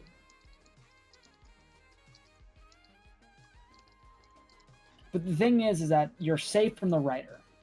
Even if you were to meet her, it wouldn't matter. She can't hurt you. They can try to hinder you or stop you or try to change the narrative. But the damage has already been done. She's already too strong. I writ her too strong. I don't know. When I was younger, I had this fantastic idea about this great darkness, this great evil that I would vanquish. I would be called the Vigilant, and I would carry this torch into the heart of darkness, and I'd banish it. I made this monster, I made this fiend so powerful, and the writer loved that. And now I can't do it. That's why you're going to have to do it. I wish my sister was here. She'd love this shit. He'd kind of give a small, not bitter, but more like almost slightly amused, I guess, kind of chuckle. She's always got her nose buried in these kind of like horror and fantasy books. She freezes. What did you say? He blinks. I said I wish my sister was here. No, no, She, after that. She's always reading horror and fantasy books like Stephen King and She's trying to change the narrative. That's why she took your sister. I thought she took your sister to get at you, to weaken you, but that's not it at all. She knows that I wanted to write an adventure. I wanted to write about a hero. But that's not what your sister will write. Your sister's going to write a horror. goes pale. Alice does the same. Said earlier, you wrote you wrote earlier that you were passing the torch to Alex here. I think you might have given the writer an idea.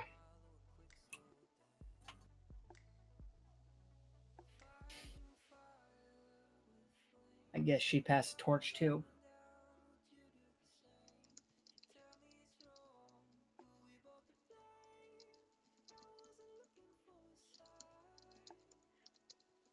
Giles kind of rubs his temples. I can still write, I can still guide you. But I can't unmake the truths that your sister has written. If your sister is a writer. How do you? How would you even know if she was a writer?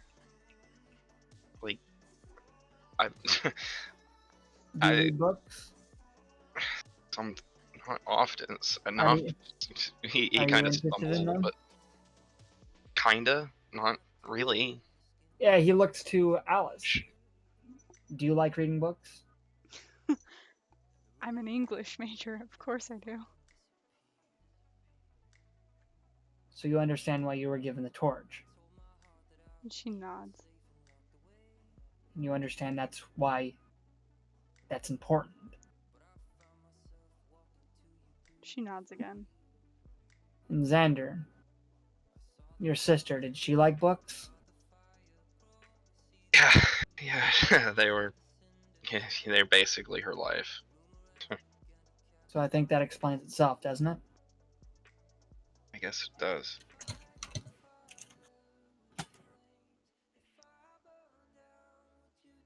He kind of opens his mouth a little bit and then thinks for a second. He shuts I off guess- the light in his office and he kind of like shepherds you guys back out. It's in a weird way. It makes me feel a little better. The writer wouldn't hurt her if she meant to pass the torch, right? So there's still a chance to help her, right? That's how these kind of stories work. I don't know. I want to think so. I want to help you believe so, yes. But I'm honestly unsure. The writers never hurt me. Not once. Not until those things showed up.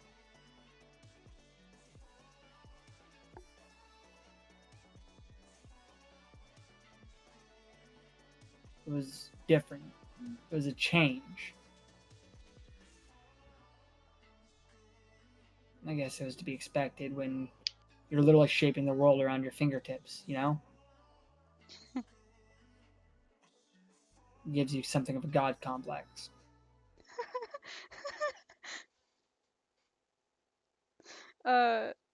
Alice laughs like that.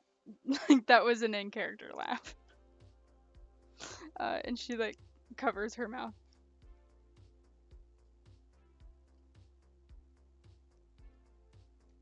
I'm glad you're able to find humor in it. Even the shortest reprieve in stories like these are helpful. Speaking of reprieve, You're more than welcome to stay here. You're safe here at night. But I think that you should go see your respective families when morning comes. Xander snorts. Yeah.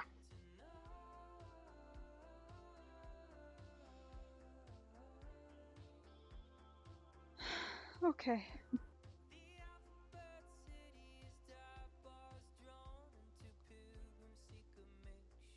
Is it safe, even safe for me to return home?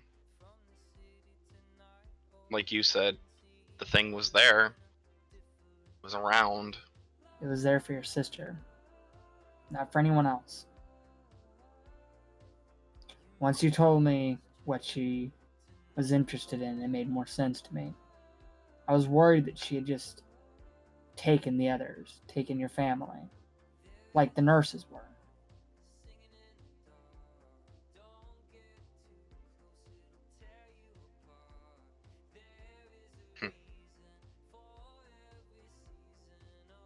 Suppose it wouldn't hurt for me to check it out either way. Maybe I'll find some kind of clue. He kind of thinks to himself. He knows his sister's smart. Smarter than him, at least. And it kind of dawns on him. He doesn't really say it out loud. Maybe it's partly because he's like worried to jinx it, or at this point worried that maybe someone's listening or might hear. But he kind of thinks maybe there's a chance his sister might have left something for him to find, something to help in some way. Because if this is a horror story, or part of one at least, that's at least something she's good at, you know? I guess I'll go back and check. Hopefully, maybe Mom and Dad will be okay. If they're only after her anyway, then yeah. I think I'll do that when we're done here. That's where I need to go make sure they're okay at least.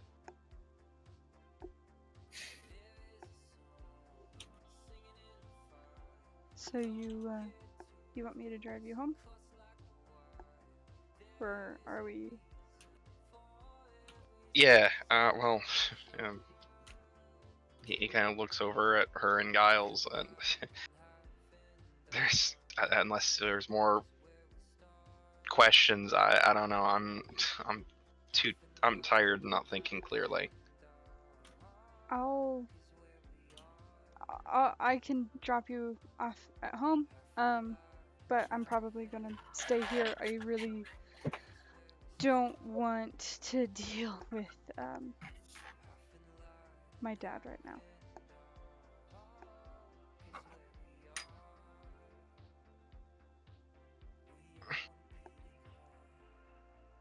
I mean, probably be better if you at least returned his car, right? It's fine. I mean, I don't. She shrugs a little bit. I mean, he's gonna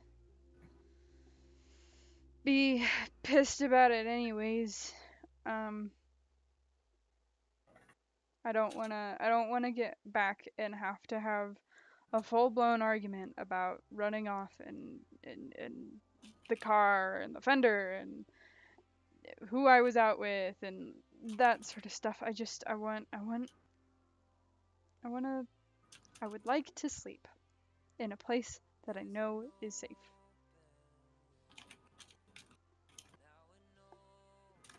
He kind of just holds up his hands. Fair enough. So let's get you home, and yeah. I think that would be best. She nods, looks at Giles and says, I guess I'll be back soon. He gives a nod back to her. I'll be here. Okay. She'll start walking out towards the car. Okay. Yep. I'm assuming, as per described, you're just gonna head home and bring him back to his house. Yeah, so she drops Xander off at his place and then goes back to Cedar FM. Are you going to do any chit chatting with him on the way home? I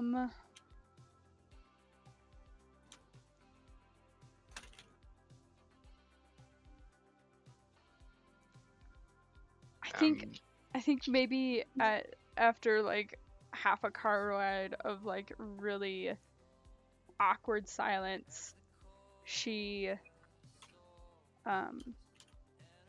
says, "I'm really sorry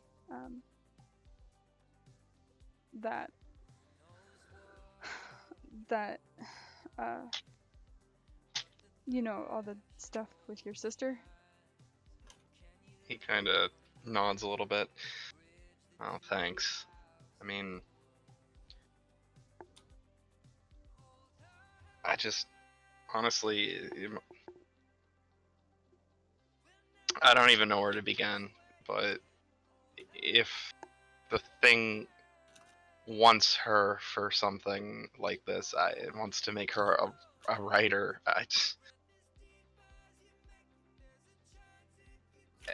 I like to think that that means it's going to keep her safe for now. Because before I thought it was just going to take her and do what it did to the kids, or the officer, or all the other shit. But if this keeps her safe, then that means we got a chance, so that's good, that's something. Yeah. Yeah, I guess that's certainly something. I just he kind of glances over at her. I don't. I never really, I never really did the whole getting really, really, really nose deep in a book thing all that much. But I hope you learned something in that theology textbook that can help you here. And she like shrugs a little bit. I mean, maybe. I guess. Eyes are up and down. Besides, rich girl, small town, writer's kind of the perfect job for you, isn't it? Yeah, He gives her like the stupidest fucking look. Like this dumb grin. She like shakes her head and can't help but like smile a little bit, and she rolls her eyes and is just like, I don't know what you're talking about. He leans way back in the passenger seat, like makes the chair go way back, and gets out another cigarette and whatnot. Besides, you can rub this in your dad's face. The English degree actually being useful. Yeah, I guess that's fair. I don't think I could survive this with a degree in pharmaceutical science. He kind of chuckles a little bit at that. Well, I mean, some pharmaceuticals might make the story more interesting right now. She rolls her eyes. Oh yeah. Super. Yeah, that's how we make this more interesting,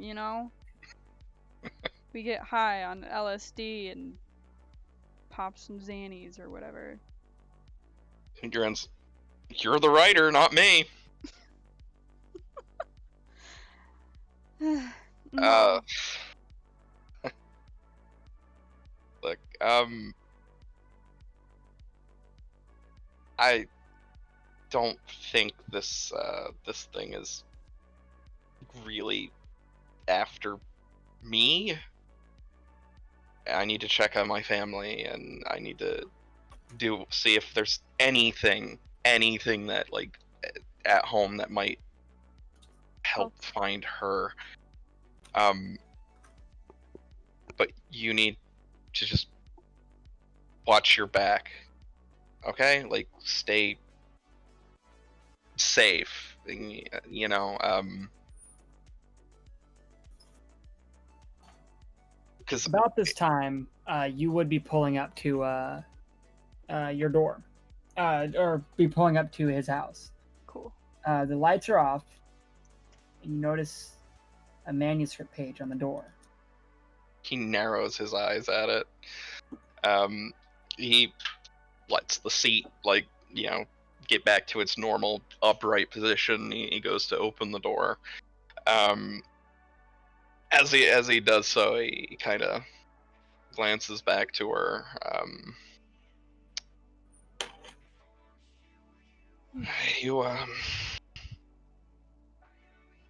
You see that thing, right? Yeah, I see it. Just stay here for a second. Yeah. I'm gonna. Yeah. I got you. He goes and he like plucks it off the tape or tack or whatever that has it hanging from the door and takes it in hand. The cover, or the manuscript itself, just has some simple words. It depicts a picture of a quill that has been an ink quill that's been knocked over. It all looks like it's been hand inked with maybe Sharpie. But then you see just various names scribbled into the ink of the spilled inkwell.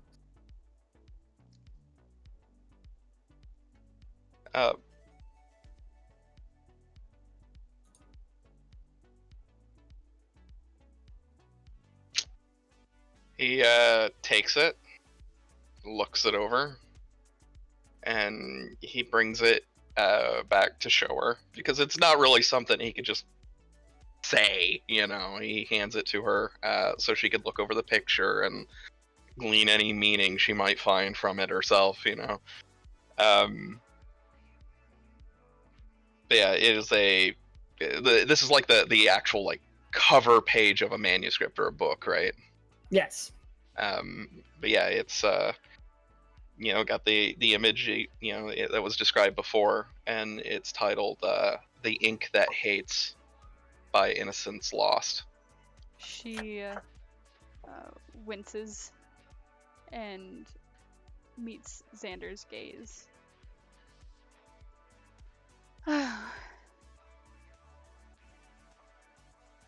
Shit. I think that on that note, this is as good as any place for us to conclude this episode. Unless there are some final notes that you would like to do. I don't think so. I think we can do your parents' portion in the morning of the next day. Yeah. Or in the morning, and then we can finish up with this night tomorrow. Yeah. Next gather. Mm-hmm. Sounds like a plan. Well, thank you all for listening in, if indeed you still are. And we look forward to seeing you around next time. Xander's gonna punch the shit out of that car. No, I'm still in it. All right. Bye, guys.